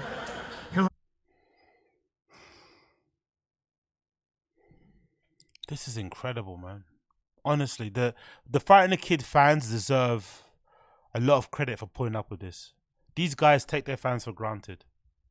All of these years, and this is the level of comedy that they have. This is a level of chemistry that they have. This is the type of show that they put on. All these years these guys have been performing, have been doing pods together, have been quote unquote talking for a living. And this is what you give your fans. They deserve more than this. They take them for granted. I swear to God, this is fucking terrible. Terrible. Understand that solitude is the only thing to keep him warm at night. My son will do me proud. And in this family, we play to win. And he's like, fuck off. He doesn't care. Yeah, good point, Griffin Sizemore. They don't deserve any credit. The fans put themselves through it. It's got to be a different strokes for different folks thing, because I can't even... What is funny about this? Like, imagine trying to get drunk to this. Imagine trying to get fucked up to this. Like, it's not even fun. Like, what are you doing? Sitting there having Jaeger bombs. Sitting there having fucking Zambuca. Like, how do you make this fun? Necking back some whiskey. How do you make this fun? I wouldn't even want to drink. Just get this over and done with so I can go somewhere else. So anyway, yeah, different genetics or what different. It's all good. Yeah, that's what it is. But here we are. You and I have been through. It's interesting. We appreciate you guys coming out, because we're gonna do questions soon. But what are we doing? It's 12 years, bud. Yeah, I think 12 years, and then we kind of went down our separate paths, and then we're coming back. Yeah, now we're coming back. I mean, back. we never stopped doing Fire and the Kid. Yeah, we never separate paths. Why did you go down your separate paths? Can you explain why you went down your separate paths, please? Can you explain why? Can you let us know why you took a bit of a break in between, and why you had two black guys sitting next to you for a while, then a white guy, then another white guy, then another two black guys? Can you understand? Then one black guy. Can you let us know what happened? What happened? But we stopped performing together. Yeah, I know. It was that's what happens with your life. It's funny, as you guys get older and you have children and you get these things, you find that you will be taken over there. And what happens a lot of times, if you have something that's magical, if you're doing something, you won't know it until you lose it. That's what's fucking weird. You will not know how special like you can be in a time like we were in. I believe because I'm now old enough to know because I've been doing stand-up for 30 years. There was a. He's been doing stand-up for 30 years. Oh my God. And this is how shit, this is what I mean about stand-up comedy, bro. 30 years. That's what you see there. 30 years of stand-up. And that's the level he's at. Wow. Wow.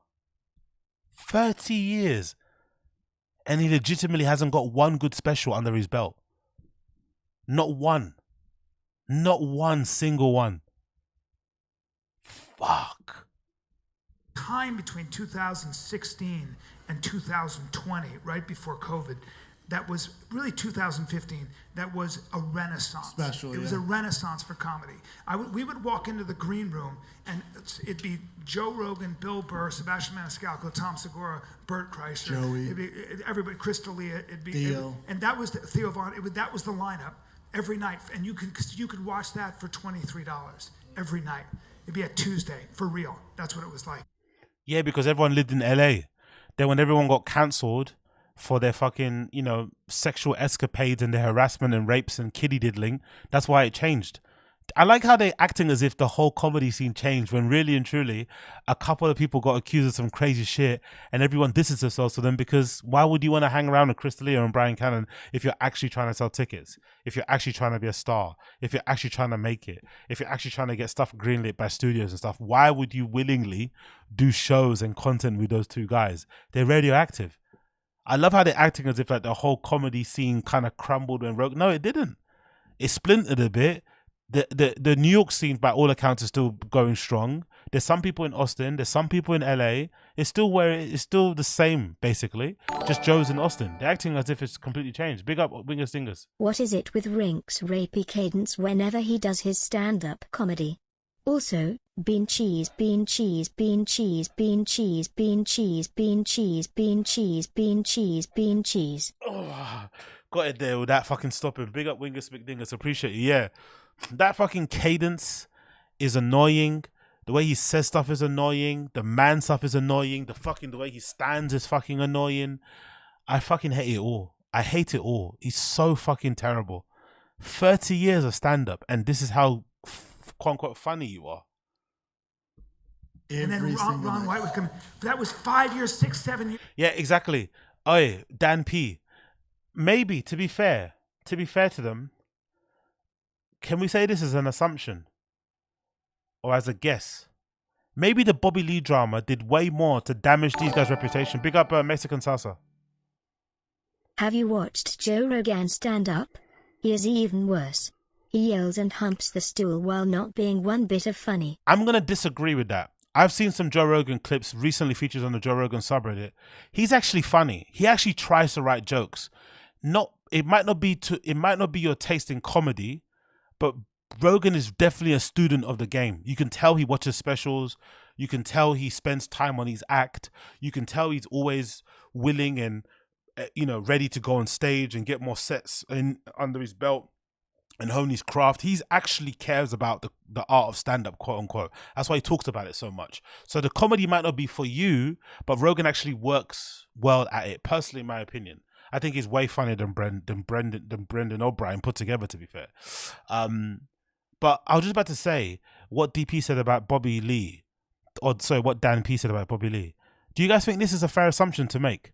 Do you guys think maybe the Bobby Lee shit had more an effect in ostracizing these guys from the whole comedy scene than Brian getting accused of rape, than the Trug Walk thing with fucking Brendan, than the Chris D'Elia kiddie diddling allegation? Maybe that Bobby Lee thing is actually the thing that fucked them, because Bobby Lee, by all accounts, is very well loved. Everybody loves Bobby Lee. Rogan famously said, if you've got a problem with Bobby Lee, I have a problem with you, So maybe it was Bobby Lee drama that fucked them. Maybe. What do you guys think? I'm starting to believe the Bobby Lee drama fucked them more than all the fucking controversies, that they've been through themselves. Maybe the Bobby Lee thing is what really, really fucked them. To that, over and over, and everybody was innovating. Everybody was trying to do different things. Nobody was that famous yet. Nobody was that. No, it wasn't that meteoric rise. It was just everybody still had that hunger. Yeah, and you don't. And then we'd all hang out. Yo, big up Victor in Japan. Victor in Japan. Rogan is good at writing and performing, but Hess not funny. He has no sense of humor and takes himself very seriously. Jokes go over his head all the time. No, you're 100% right there. I think Rogan on the podcast is weird. I don't know when he decided. It's definitely a decision that he made consciously to be serious on the pod. He doesn't like people fucking around on his pod. He likes some people fucking around, but not all the time. He wants to be serious. That's his prerogative. It's his podcast. He can do what he wants. But I definitely do think that Rogan definitely is funnier. Like, I would, if you had to, like, again, this is a fucking terrible, thing to put out there because it's all bad options. But if you give me $50 and I had to spend $50 to either watch Brian Callen, Brendan Schaub, or Joe Rogan, I'm always going to pick the Joe Rogan ticket. Always. I'm always going to spend $50, whatever it is, to watch Rogan. I'd always do that. And I think I'd probably have a better time listening to him rant about fucking dinosaurs and ancient Egypt and shit, right? And Kylie Jenner. Like, I think you're going to have a way better time watching Rogan do stand-up than fucking Brian Callen or Brendan, in my personal opinion. Then after that, we'd all be together and we'd be in the parking lot laughing till 2 in the fucking morning being silly. Big up Mexican salsa. Great point. I agree with you 100%. Bobby Lee was the straw that broke the camel's back. That was the beginning of the end. Yeah, I honestly think it was, because I don't listen to Bobby Lee content as much as I used to. I used to listen to Bad Friends all the time. I don't really listen to it too much like that anymore. But it is fair to say that Bobby Lee is very well loved across the board. People just love Bobby Lee. So I think they very much misread that whole situation. They thought they could bully. And I think another thing as well that I've been thinking about, I've said this before, but I honestly don't think Rogan knew how much those guys name dropped him, or how much they use the Rogan friendship to kind of, puff their chest up in LA. Because I think Bobby Lee spoke about it, how the comedy club was a bit of a boys club, right? The comedy store was a bit of a boys club. So, but I think Rogan wasn't aware of it. He probably had his head buried in the sand.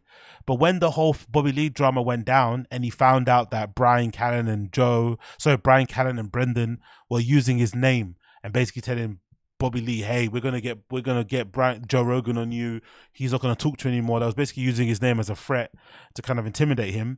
I think Rogan was like pissed, like, what the fuck? He didn't know what was going on. So I think automatically he was like, you know what?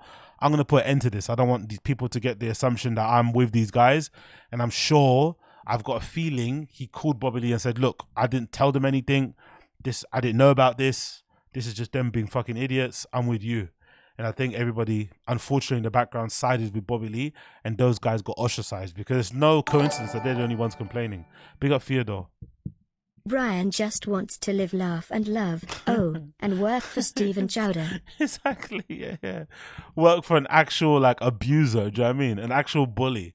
He's always got questionable work colleagues, Brian Callen, innit? From Chris D'Elia to fucking Brendan Schaub to Sam Tripoli. He loves a good questionable work colleague. Geese. And then that goes away. It just went away with COVID. COVID didn't take it away. You getting accused of rape and trying to bully Bobby Lee took it away, you fucking redact. COVID hit, then the Me Too movement hit. Yep. And then... Yeah. The party was over there. And then I was like, where'd all my friends go? Yeah. That's what happened. Where'd everybody go? What happened? Yep. Yeah. Addies and baddies. Kalila, Annie Liederman. What about your own controversies? I like how he keeps mentioning the Me Too thing. What about your own controversies, Brendan? What about Addies and baddies? What about the BGL thing? What about the Bobby Lee thing? What about the Kalila thing? What about the Annie Liederman thing? Just it literally. Whitney Cummings. The chaperones came in and said, "You guys are having too much fun. Fuck off." Too powerful. And everybody was a good person. Too powerful. Huh? So Brendan thinks it was some sort of conspiracy by the higher ups to take them down. Too powerful. What? At the end of the day, everybody, the fun we were having was innocent. It was fucking beautiful and artistic. Everybody was a good person. All we did as a group was make thousands or hundreds of thousands or millions of people laugh. Yeah. Whether it was on podcasts. I'm talking about all of us, not me and Brendan, but everybody. That's all we did, right? Yeah, but you also abuse some women. Big up Wingus McDingus. Have to disagree with you as I'd rather see Brendan any day over Joe Rogan. Can you point me to a funny Joe Rogan stand-up part? I've not laughed at anything that roided midget has ever said. Come on, Wingus McDingus. Okay, bro. People in the stream chat, come on. Let's be real. Let's be real. Let's put our hate for Brendan to one side. Let's be real. Let's be real. Let's be real. Please, guys, in the stream chat, be honest. You've got $100 to spend on a ticket and some drinks.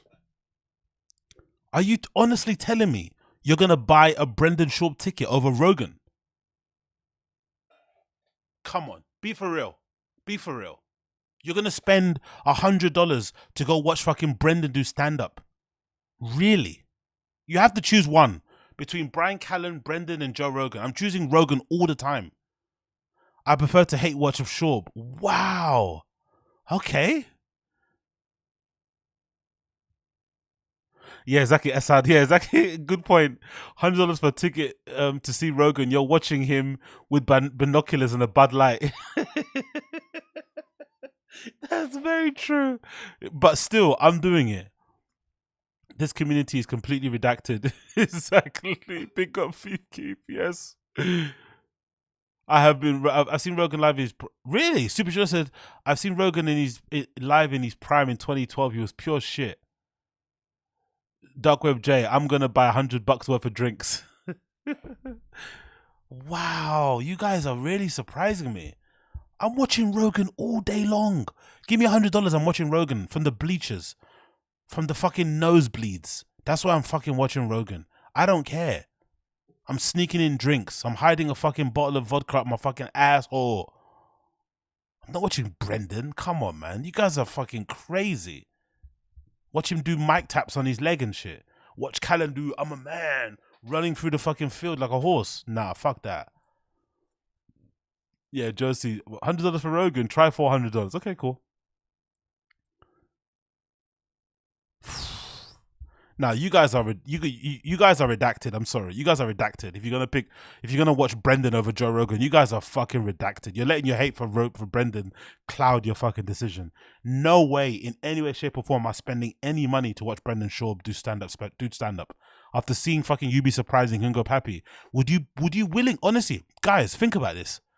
Would you willingly put yourself while watching Brendan do stand up after watching You Be Surprising and Go Pappy? Are you really gonna do that? Like, think about that. You have to sit there and listen to him talk about fucking Mexican fucking cookies and shit. Really? Really? Come on, man. Josie, I've seen Rogan twice.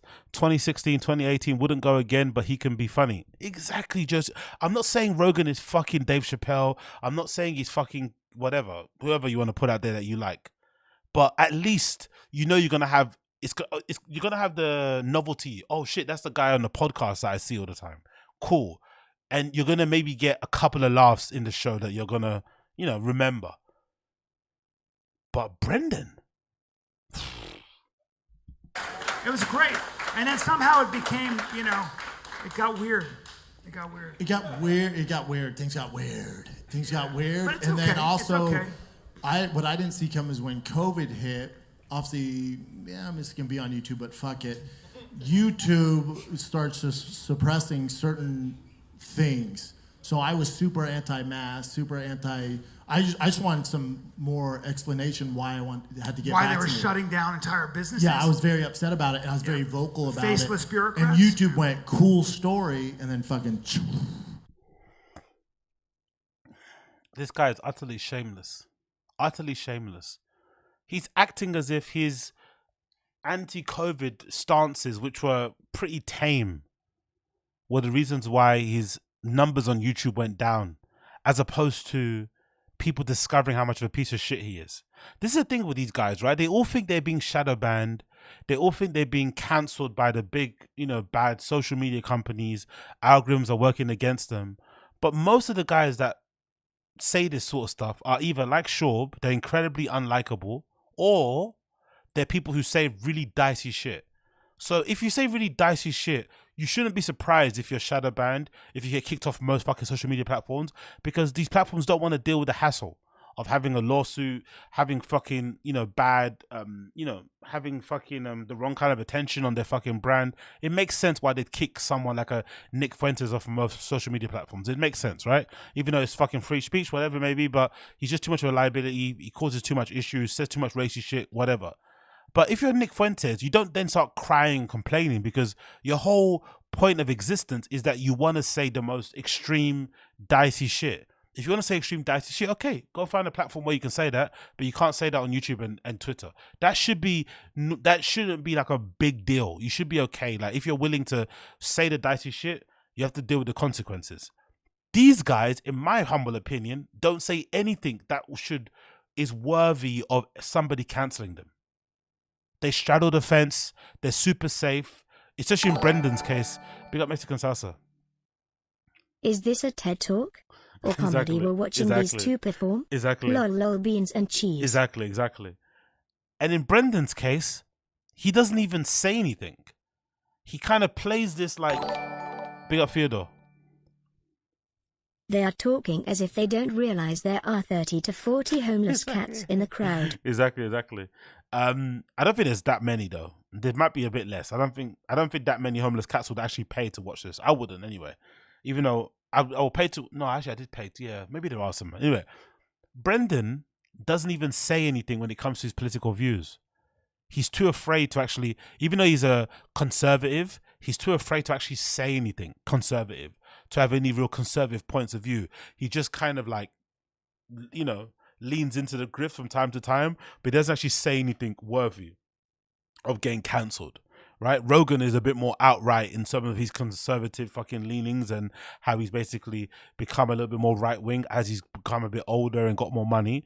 Brendan doesn't say anything, so this whole notion that the big bad algorithms cancel him is nonsense.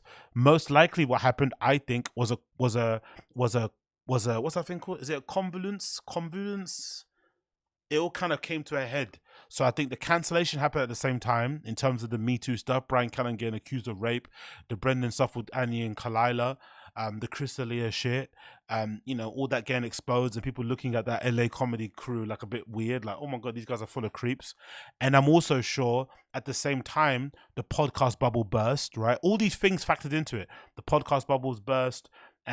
His special came out. People saw how terrible he was at comedy. He put more of himself out on social media. People saw how much of a piece of shit he was. Sorry, confidence. Thank you, Victor in Japan. Confidence, right? I think those things all happened at the same time, and then boom, it happened at the same moment, and then all the numbers went down. But I don't think it was a fucking shadow banning thing. I think if anything, more people just discovered how much of a piece of shit these guys are. They're like, no, thank you. But, COVID opinions, come on. Yeah. I called them every day for 4 months. Yeah, he's a maniac. He was calling them every day, literally every day. I was like, it's harassment, but learned that the hard way. Money's low, right? Money's low. They're revealing quite a bit here, innit? They were really worried about their fucking monies on fucking YouTube. They must have took a big hit, because if you go back to their YouTube on TFATK, you'll see their episodes used to get like 500,000 views and shit, even without Chris D'Elia and Will Sasso. So they must have been really feeling the kick from YouTube. There must have been a time where they were getting like probably 20 grand plus from AdSense alone. Then it went to fucking 5 grand and like, oh shit. So I wouldn't be surprised if what he said there was actually true and he was trying to get a hold of fucking someone like YouTube because he was afraid of what was happening. Yeah, they didn't like that. The one good thing I'll say, and it's thanks to a lot of you guys that stuck around, is that like we still can do it, and it's still fun. And I feel like the past 6 months doing the podcast has become fun and different and exciting again. Agreed. That's what's weird. Maybe it's just because you go through some shit. Yeah, I think we both got too busy. Yeah, that's What? Too busy? Brendan hardly sells any tickets, always cancels his shows. Brian Callen also doesn't really sell that many tickets. Like, what do you mean too busy? What were you guys doing? What? Busy? I'm sitting on fucking a set doing a sitcom. He's fucking all that shit. It's just like, it's not, there's something. Brian acting like he didn't want to do a sitcom. If someone gave him a sitcom right now, he'd run at the opportunity. Brian's always hated doing stand-up. I think, me personally, my theory is that Brian was always, quote unquote, he found stand-up easy. He took to it really easily, but he never actually enjoyed doing it. He always wanted to be an actor, way more. Big up Asad Aziz. Don't forget the unique lawsuit. Had huge YouTubers like Moist Critical dunking on SCHAUB and promoting the subreddit. Big point, Asad Aziz. I totally forgot about that. Thank you for reminding me. Very, very good point. That unique lawsuit, or lawsuit as Brendan would say, was super, super decisive in terms of changing the perspective on these guys. Because if I'm not mistaken, people weren't even defending Unique as a person, because people said, oh, Unique is a bit of a bad dude. He's done some questionable shit. He's a bit of a druggie, whatever it may be. They were like, yeah, put that to one side. What you're doing is still worse. Do you remember? That was a big thing. People are like, look, people are like, Unique has got his issues, but what you're doing is fucked up. So it really put Brendan in a bad light. He really misjudged that whole situation, and he got all those big YouTubers dunking on him. And if anything, it brought a whole new attention to Brendan. It kind of revived the Brendan trolling content, community. And now see all these big YouTubers making documentaries about fucking comedians and shit, mostly because of that Unique lawsuit. That's the main reason. Very, very good point, Asad. There's something about success when it becomes commercial that is anti-artistic. I think that if you want to stay innovative and different and funny, you've got to. The only thing artistic about this fucking show is Brendan's fucking Air Maxes. There's nothing artistic about this show in the slightest. Artistic? What? Always got to feel a little bit like your clothing is too big for you. You can't be too cool. You can't feel like you're too successful. Look at the person right next to you, brother. He's the complete antithesis of what you're talking about. He personifies what you're fucking talking about. He was the person that thought he was too cool. He thought he made it. He thought he arrived. He fucking half-assed every fucking opportunity he got given, and it all failed. If anything, that's a good thing, because I think in life sometimes people do get rewarded for absolute mediocrity, and they do get rewarded for being arseholes. I think it's actually good in life sometimes to have people like Brendan who do even though I don't enjoy seeing him fail, I think it's a good thing that he got given all these opportunities and he fucked them and he paid the price. We're seeing it in real time. I think it's good to see it, because sometimes people like Brendan just get away with it. Like they just stumble through life and keep figuring it out. But we've seen clearly, everybody's left him alone. He doesn't perform at the comedy clubs anymore. He sold all his cars. He had to downgrade his house. Like all this sort of stuff has happened, like clearly. He's fired loads of people because he can't afford to pay their salaries anymore. Clearly, all those things he did in the past have definitely had an impact in how he is now. You can't, that attention, that public embrace sucks. Do you remember one of the last things we did before COVID hit was, and this will never happen again, remember when we went to the Spike Men award shows? It was just awards for men. It was the Guy Awards or something. It was the Guys Award, and they invited the two of us. Yeah. And we sat through that, and I was like, dude, see you next year, not knowing. Yeah, fuck you guys. Me Too was coming. Yeah, that's right. That was the first thing they nixed. Yeah, that's right. Guy, the fucking Guy thing. It was like a celebration of guys, remember? And then there was this guy, this little black guy who was up there talking, and I go, who the I love how they mention everybody's race. Love it. fuck is that? It was Kendrick Lamar. Yeah. Brian's like, how'd that guy get I'm in? so I was like, you're a piece of shit. That is the best rapper on planet Earth. That's Kendrick Lamar. I had a face like this. I go, what the fuck? Who the fuck? Hey, what is this? Yeah. He was like talking. What the fuck is this guy? I literally go, talk about short. I was doing that. I'm such a dick. No, and then remember, I judge a book by its cover. Remember Joe Pesci won an award, like a Lifetime Award, and got on the mic and just spoke pure gibberish. Yes. Remember that? Yeah. They edited it out in the final shot. He was talking that. Yo, big up MK. As does have a point. SCHAUB needs someone to prop him up, to be even watchable on stage. Gringo Pappy had Schultz's help. Joke and cringe solo. Exactly.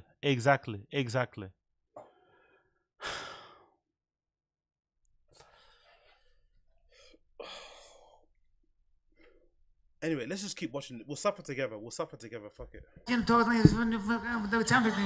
sound like that. I don't know if it's the mic, but he was talking like he was from Brooklyn. It's really way too fast. The deer was over there. It was 2 hours of that. Yeah. Yeah, it was 2 hours. I was like, oh, what the fuck he said? Like, what is he saying? Yeah, it was interesting. So. Been through a lot, pal. Yeah, but here we are at the Vulcan fucking gas company. How we doing up there? Woo! Fucking thanks a lot, you guys. Way to prove your doubt was wrong, right? Way to come back from the dead.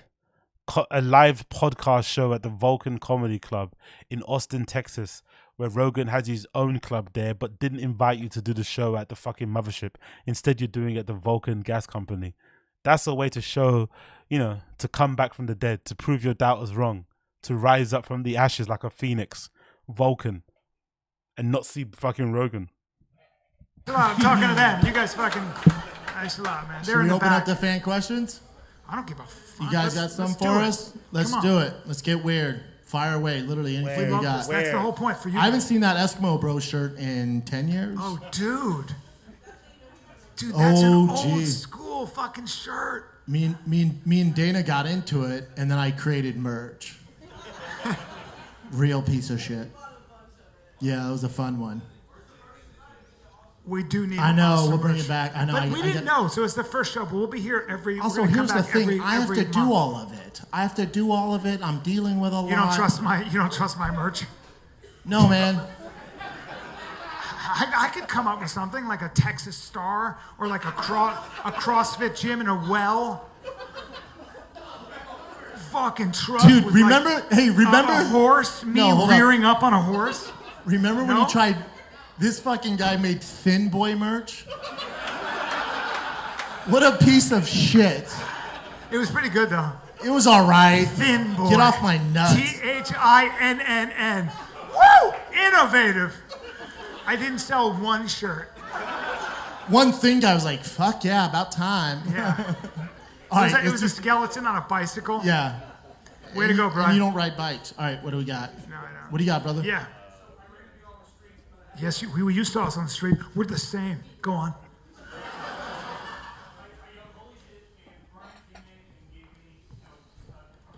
Yep.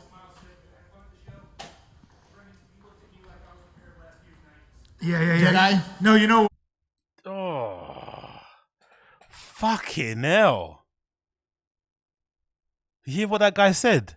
He said he saw them on the street. He said, "Oh shit, that's Brian Callen and Joe and fucking Brendan Schaub." Brian Callen gave him a fist bump and said, "What's up?" And then Brendan looked at him like he was a pair of last year's Nikes. Fucking hell. Brendan truly does hate his fans. He gave him a dirty look. He looked him up and down. Wasn't the warmest to him. Brendan, what a piece of fucking shit. Brendan gave him the cold shoulder. He gave him a fucking... Oh, I fucking love it, man. Honestly, I love it.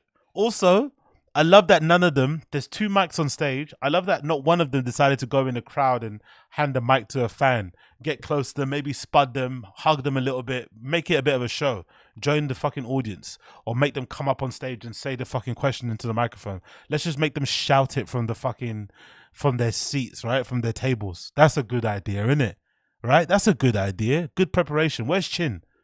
Because he was on the phone. I saw that. I clocked that. Oh, look at him fucking protecting Brendan. Jumping in front of Brendan. Can you let Brendan answer the question? Why he was a dick to that fan outside? Let Brendan explain why he was a dick. Why he didn't give the guy a fist bump. Why he didn't acknowledge him and looked at him like last year's Nikes. Look at Brian. Brian is the fucking human meat shield for fucking Brendan, isn't it? Brian is with Brendan how Brendan is with Joe. Yeah. I clocked it because you were like that and you were excited. So I'm always like, thank you. And I want to make it a moment Because for he you. doesn't have, I have to deal with like the booking, all the guest lists, does all the work. making sure this is set up. Guest list. They have a guest list for this. Who's texting Brendan to get on a guest list to watch TFATK live at the Vulcan Gas Company? What? You have to be you're even a bigger loser than these people. If you are one of Brendan's friends and you're texting for a guest list, you're a loser, bro. You're a loser. All this. Brian just shows up. Yeah, and he's like this. He's like, He's doing And this. it's been that way for 12 years. Yeah. I'm not So I was good a at little- Can you explain why you ignored him? Is that why you ignored him? It's Brian's fault. It's not your fault. Brendan's a true narcissist, isn't it? Hey, I saw you guys outside. Brian was nice and said hi. Brendan, you big time me and looked at me like I was last year's Nikes. And then Brendan's like, yeah, it's because I was too busy because I have to do all the work and Brian's lazy. Okay. stressed out, and it's right before the show. I love you, but yeah. Yeah. Brian's like a lab. But I'm glad you called him out. Brian's like a Labrador. You know, he's just happy to see you. You do look, but sometimes when you meet people, you do look as though you're a little bit worried about what they're going to do to you. So you kind of like go. I got trust issues. Up, yeah, I don't know if you're going to stab me. Yeah. Be like, Reddit 2024! Yeah. Reddit 2024. What does that have to do with it? Oh, so he's trying to mix the Trump 2024. Honestly, so cringe. You know, like, I don't know. Yeah, you're like my sister. Like, when I meet people, I smile right away. My sister and him, they just go like this. What's up, man? You know why? And this is sad, but people are so mean to me on the internet. I assume you're going to be mean to me out there. Oh, fucking pussy soy boy shit. He calls everybody else a soy boy, but imagine how soy boy that is. You're afraid of people that make fun of the dumb things you say online. That's all they do. They don't fuck with your sponsors. They don't even attack your shows in real life. They don't call in bomb threat. They don't do anything, right? They don't call SWATs after you. They poke fun at the dumb things you say. They take the piss out of your incredibly redacted pronunciation, your terrible fight picks, your horrible opinions, your redacted way that you fucking communicate with people and how you treat people. That's all they do. And you're afraid they might do something to you in public when you're a fucking former UFC heavyweight who knocked out Mirko Krokop. You're afraid of some Redditors. Honestly, can you get any more pathetic? And he does all this just to take away accountability from himself, to take away responsibility from himself for his own actions. The Redditors are so mean. Okay, can you tell me why they're so mean? Can you tell me why it's one of the most booming fucking subreddits out there? With over, I think, 100,000 people, 100,000 homeless cats on there. Can you tell us why these guys waste so much time picking you apart? Why they want to highlight every dumb, awful thing that you say? Can you tell us why? Is there a reason why all these grown adults take the time out of their day to clip up some of the dumb things that you say? Is it because you might be a bad person? Is it? Could that be possible? Could you be actually as bad as they say you are? Could that be the reason why you get all that hate online? Could that be the reason? And could you also be could you also be the person that could change the narrative around you straight away if you were a decent person, if you decided to kind of, look within, look yourself in the mirror and maybe think, okay, hey, I'm going to change the way I kind of do some things. Honestly, man, this sympathy thing is fucking yuck. Former UFC heavyweight scared of some Redditors. Sean Strickland would never. I'm waiting for it. Yeah, I'm waiting for it. Yeah, but you know what? Oh, If now they he's need waiting you, for it. you Now he's a badass. You can squeeze them. Exactly. That's why I'm ready for it. Oh, okay. At all times. I thought you were a nice guy. Now you want to beat up Redditors. But smiling, it's way creepier. No, I don't want to do that. If he did that, he'd get sued to oblivion and he'd lose everything. Hope he doesn't do that. Please, Brendan, don't beat up a Redditor. Don't beat up somebody that trolls you online and does it to you in your face, because he would lose everything. That person will take so much pleasure in fucking, filing a lawsuit against him, and he'd lose everything. Like, please don't do that if you're Brendan. Please don't be that redacted. It's not that deep, really. As strong as you, I'd go, hi, thank you. And the last thing they see is your teeth. You'll go to a better place. I don't want to do that. What else we got? What's up, Doc? With my truck? Yeah, I can. So check it. I've been saving I have the video of me crashing. We had a GoPro on. It's so intense. Remember those words when the video comes out. It's so intense. Remember these words, because I bet you it's not as intense as he's making it out to be. He's being very dramatic. But remember these words. It's so intense. I want to see when the video drops, what the actual crash looked like, because I don't believe him for a second here. But my team will let me release till we get the payout from insurance, which I just got today. Yeah. My team. Who? That CFO guy. Your CFO of YouTube. My team. I just got it today. They didn't cover. I'll tell you. We came here by chopper. Yeah. Dude, so they covered no mods. I had that thing modded the fuck out. I don't know nothing about cars. I don't even drive. I'm looking to get my license soon. But even I know that insurance companies will never pay for your mod. The mods that you do in your car after the fact. Like, why would they pay for that? Why would you think they would pay out on the mods as well? Like, what does that make any sense? Insurance companies are notoriously very finicky and picky about what they pay out for anyway. You have to prove a lot of things, right? In order to kind of get any sort of payout. Why would you think they would pay out on the mods that you did?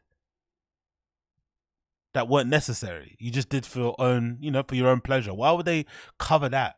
That makes no sense. What? God almighty, bro. Car guy doesn't know anything about insurance, doesn't know nothing about fixing cars himself. Love it. Everyone's like, insurance covers all that. I'm like, fuck yeah. I sent them all this stuff. They're like, cool story. We don't cover any of that, fuckface. So that's cool. But I found another TRX from this dude who built the exact same truck as me, but in blue, and he's Didn't the guy ask him what happened with the truck? And he's describing buying another truck. Why is he rambling about this? The guy asked him, hey, what happened with your truck? Now he's talking about buying a new one. That is not really the question. You're not really answering my question, are you? Is this ADHD brain, or is this just him waffling because he doesn't really want to tell the real story? Like, I think 40 minutes outside of here. So I got his truck with the payout, but I'm waiting to post that video as soon. It's a TRX. Oh, what happened? Okay, so this is what. Okay, I knew I wasn't the only one thinking that. The guy's sitting there thinking, hold on, could you actually explain the story of what happened in the crash instead of talking about the new TRX you're about to buy in blue? We don't give a fuck. What happened with this car that you allegedly crashed? Wow. Fucking hell. Happened. So this is what happened. So I fancy myself an off-roader, right? And I put King shocks on it. Has 1,300 horsepower. It lifted. This thing was. Oh my God, bro. The way this guy tells stories. What happened? Okay, so I've got these shocks on it. It's lifted. What fucking happened? Horrible storyteller. Jesus Christ. Fucking dope. And huge balls. All my boys, like from King Shocks, BJ Baldwin, who's a professional fucking truck driver. All my boys. Bro, didn't you meet them last year? And you met them because you have money to fucking mod up your car. This whole boys, my friends, are they really your boys? Because you took your car to their garage and paid them money to add some fucking shocks to your car and stuff. Are they like, what? My boys. My boy, Brian, Kibby Tech, they're all, dude, we'll take you to Johnson Valley. All of us to go. I'm like, fuck yeah. I have to shoot it on Friday, though, because I'm leaving town next week. They go, Friday doesn't work. Let's do it when you get. This is the longest story about crashing a car I've ever heard in my life. We're still going, like, Kibby Tech, shocks, blue car, lifted, horsepower. What happened to the truck? How did it flip? Be up Wingus McDingus. Whitney would get pipe. Yeah. Now I'm more of a Kate Quigley one. If I wasn't involved, I'd tear down fucking Kate Quigley. I'm more of a Kate Quigley vibe. She's a little bit dirty, a little bit of a druggy, right? I'm a Kate Quigley one. I'd tear Kate Quigley apart. You know what I mean?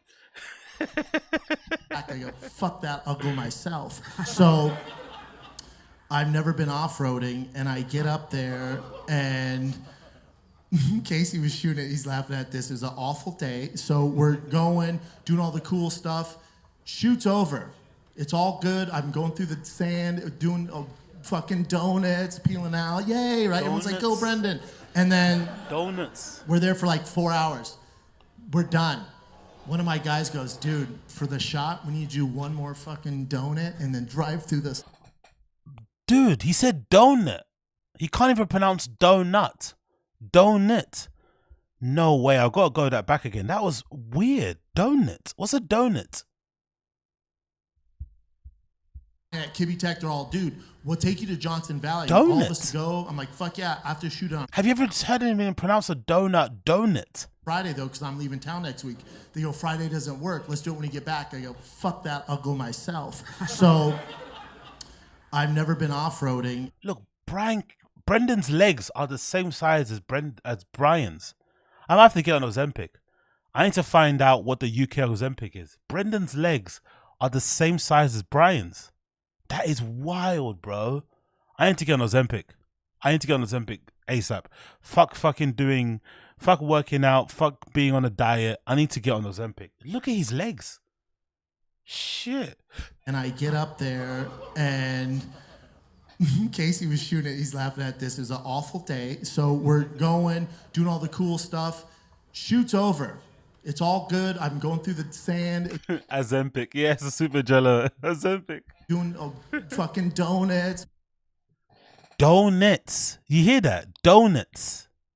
Feeling out. Yay, right? Everyone's like, go, Brendan.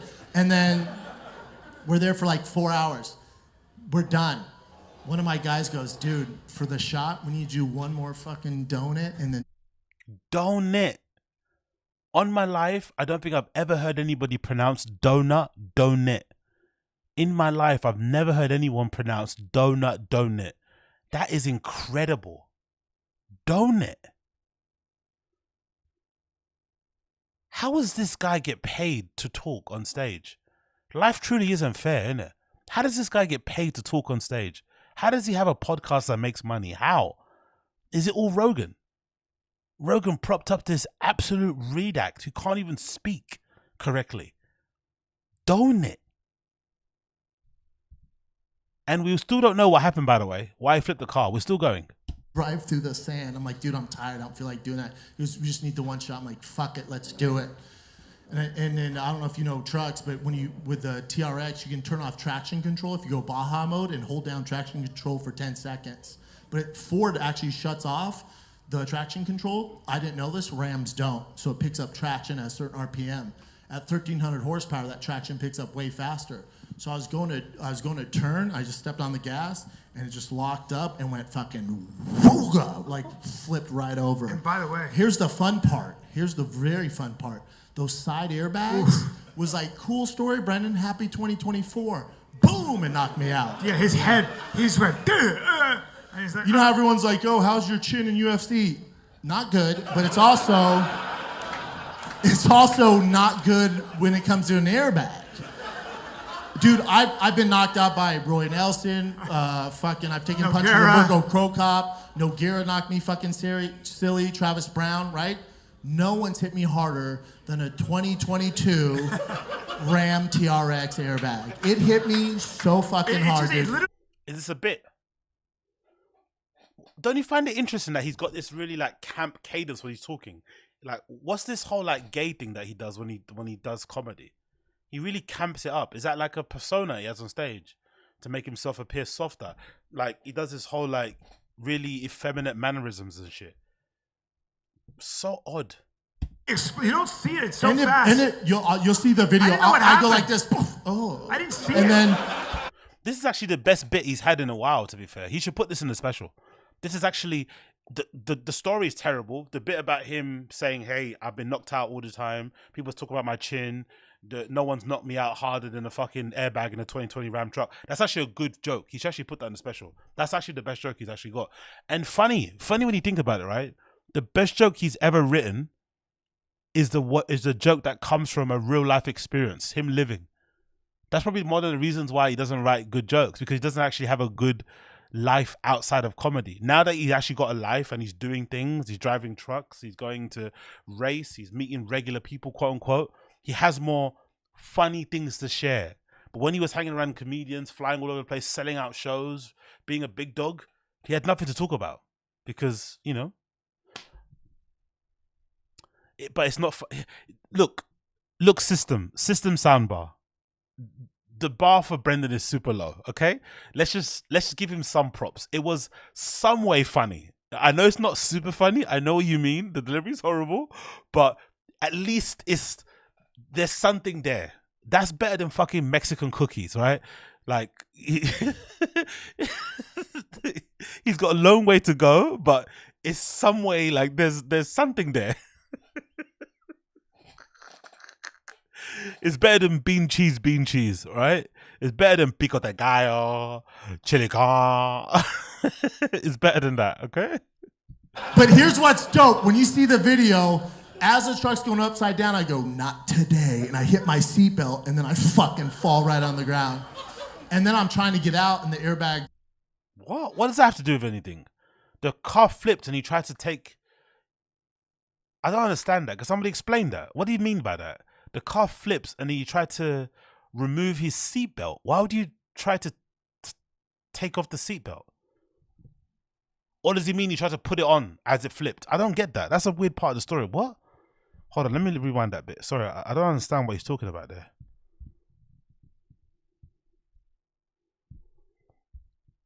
I just stepped on the gas and it just locked up and went fucking wooga, like flipped right over. And by the way, here's the fun part. Here's the very fun part. Those side airbags was like, cool story, Brendan. Happy 2024. Boom, and knocked me out. Yeah, his head. Sorry about repeating. Sorry about that. Sorry about that. You know how everyone's like, oh, how's your chin in UFC? Not good, but it's also not good when it comes to an airbag. Dude, I've been knocked out. Look at Brian, look at him like a proud papa. He's like, finally a good joke. Look at how excited Brian is. He's doing it. He's telling a joke. He's doing it. He's back. He's back. Brian's really proud. His first good joke he's told in fucking years. Hi, Roy Nelson. I've taken punches with Virgo Crow Cop. Nogueira knocked me fucking silly. Travis Brown, right? Siri. No one's hit me harder than a 2022 Ram TRX airbag. It hit me so fucking hard. It literally, you don't see it. It's so fast. And you'll see the video. I go like this. Poof, oh. I didn't see it. And then, but here's what's dope. When you see the video, as the truck's going upside down, I go, not today. And I hit my seatbelt, and then I fucking fall right on the ground. I hit my seatbelt. What are you talking about?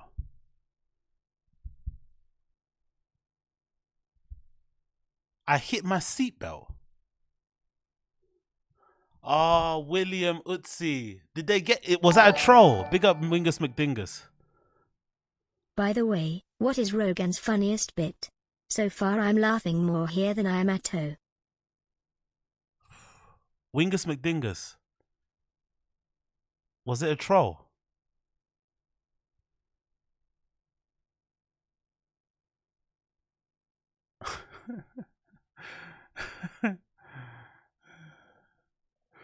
Wingus McDingus. Are you put me on the spot? I don't know. I can't name a bit that is funny. Am I being a hypocrite? Am I being not hypocrite? Am I full of shit? I can't name a single good Rogan joke. And then I'm trying to get out, and the airbags, they're so hard I can't get out, and I'm panicking. So then I just fucking open the door. Yeah, because I didn't know this, but you were afraid that the weight of the truck was gonna I thought I was gonna die. Yeah, I thought I was gonna die. So you see him trying to kick the window open, and Yeah, I don't exactly, Josie. I don't understand the seatbelt thing. I don't understand it. So the car flipped, and he tried to put your seatbelt on. So he wasn't wearing it before to stop himself from rolling out. I think he means, right? Or did he mean he tried to take his seatbelt off? I don't know. The truck. I hit my seat as it was rolling. I hit my seatbelt. What does that mean? Does that mean you tried to eject it, or you tried to like clip it in? It was gonna come down on me, but it was weird. And you'll see the video. It's like, it sends the SOS thing. It's all. Okay. System soundbar. He thought the weight of the truck would collapse the roof, so he wanted to release the seatbelt to get out. Okay, cool. You should explain it like that, then, innit? Fucking hell. And then I'm crawling out. You just hear me go, fuck! Yeah. And then what's cool... No, it's going SOS. It's going There's SOS. some woman going, you've had a crash. I'll notify the authorities. But, dude, when it says it's going to alert the authorities, I was like, there's no way. I'm in Johnson Valley, which is where Kings of Hammer's at. I'm in the middle of fucking nowhere, like 4 hours from any city. Dude, a fucking chopper. 3 cop cars. And then they're like, you all right? I'm like, I'm good. Like, cool. Like, can I get a ride back? They're like, absolutely not. So yeah, dude. Press X to doubt on that one. Press X to doubt on that one. Anyway, guys, it's 6:30 in the morning. I'm not gonna sit here and watch this whole thing. The last 20 minutes, we'll watch it later on. I can't do this anymore. It's fucking making my brain leak out from my ears. We're gonna watch the second part later on today, but I can't do it. I'm gonna stop there. This is too fucking horrible. This is too fucking terrible. I'm sorry. I can't.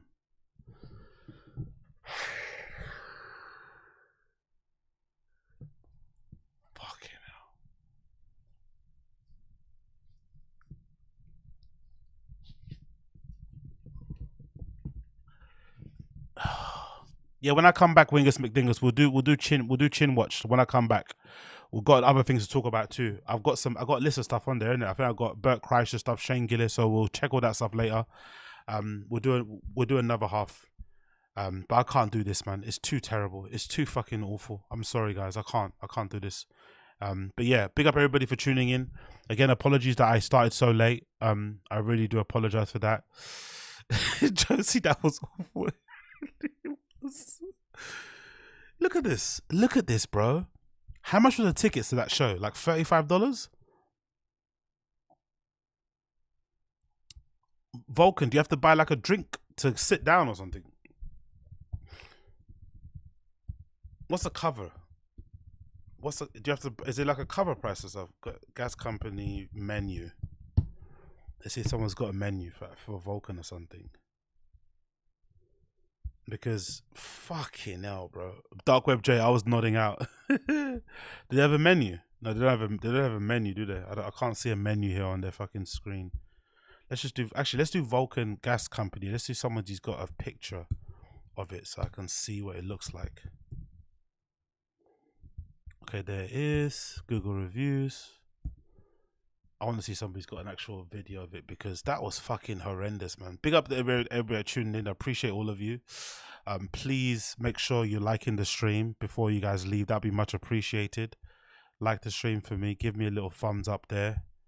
But yeah, I don't know. I don't know how people do this, man. I really don't know how people do this. Credit to the fans. Credit to the fans that actually go. I don't know how they do this, how they put up with it, but that was fucking garbage. American streets are funny, innit? Don't American streets kind of look like a backdrop in a movie? This looks fake. This looks like it's all made out of like cardboard or something, right? American building structures are interesting how they look. Like it kind of looks like it's been propped up by fucking wood, you know, stilts at the back or something. It looks like a set, doesn't it? It doesn't look real. I guess that's when people come out of the club all fucking drunk and shit. A black man on stage. Nice. That's where we belong. Tap dancing for the whites out there. Somebody DJing, I think, there as well. Is that a DJ? Yeah, there's a DJ playing there. Oh, maybe I'll go play at the Vulcan one day. I'll do a little DJ set. A band playing here somewhere. It looks kind of fun. They've got a little backdrop that you can take pictures at. Okay, it's not all. Okay, aside, it's not all American City. Ooh. Oh, can you imagine the amount of jizz on these fucking sofas? Can you imagine the amount of human fucking liquids on these sofas? Can you imagine the amount of fucking jizz on these sofas? Can you imagine the amount of jizz on these sofas? Fucking hell. We've got a couple of lads here standing around. More people at the Vulcan. It looks like a fun spot, to be fair. I'd definitely go if I was there. Not to see TFATK live, though. Anyway, I'm off, guys. I'm off. Thank you for joining me. It's been a pleasure, never a chore. I appreciate all of you. I'll be back later on for part 2, but I can't do this now. I can't do this. I cannot. I'll see you guys again soon, okay? Take care, my friends. Watch the last 20 minutes later. Thank you for hanging out with me. Appreciate all of you. Big up Jared Mellerick, Dark Web J, Screw32. I see you. Killer Demo. I see you. Wingus McDingus. Big up you. Thank you for joining. Big up Josie, my G. Hope you're well, my friend. Big up Petidi King Kanju, somebody that I forgot how to spell your name there. Funny Donor, Super Jello, MK, big up, long time no see, hope you're well. Grown Baby Golf, big up you. Nick Morello, Dirty Merch. Who else is here? Oh yeah, Victor, Victrola in Japan, big up you. Who else is here? System Soundbar, big up you. Thank you for all the insights and shit. Big up everybody in here. Pre-bound for Loco, big up you as well. Long time no see, my friend. Hope you're well. Assad, of course. Assad of C is my guy. Hope you're good. Wakey, everybody. Appreciate all of you, man. Love and light. Make sure you like the stream, and I'll see you guys again. Oh, and check out my interview with Kat Barker, okay? Don't be stingy. Check out this interview with Kat Barker. Don't be fucking stingy. I'm going to put it in the fucking stream chat once again. Check out the interview. Hang out with her. Leave her some good comments. She's a fucking good egg. I fucking love her. So make sure you give her some love and support on that little interview that I sat down with her there. Check out you guys again. I'll be back later. Take care, my friends. Peace.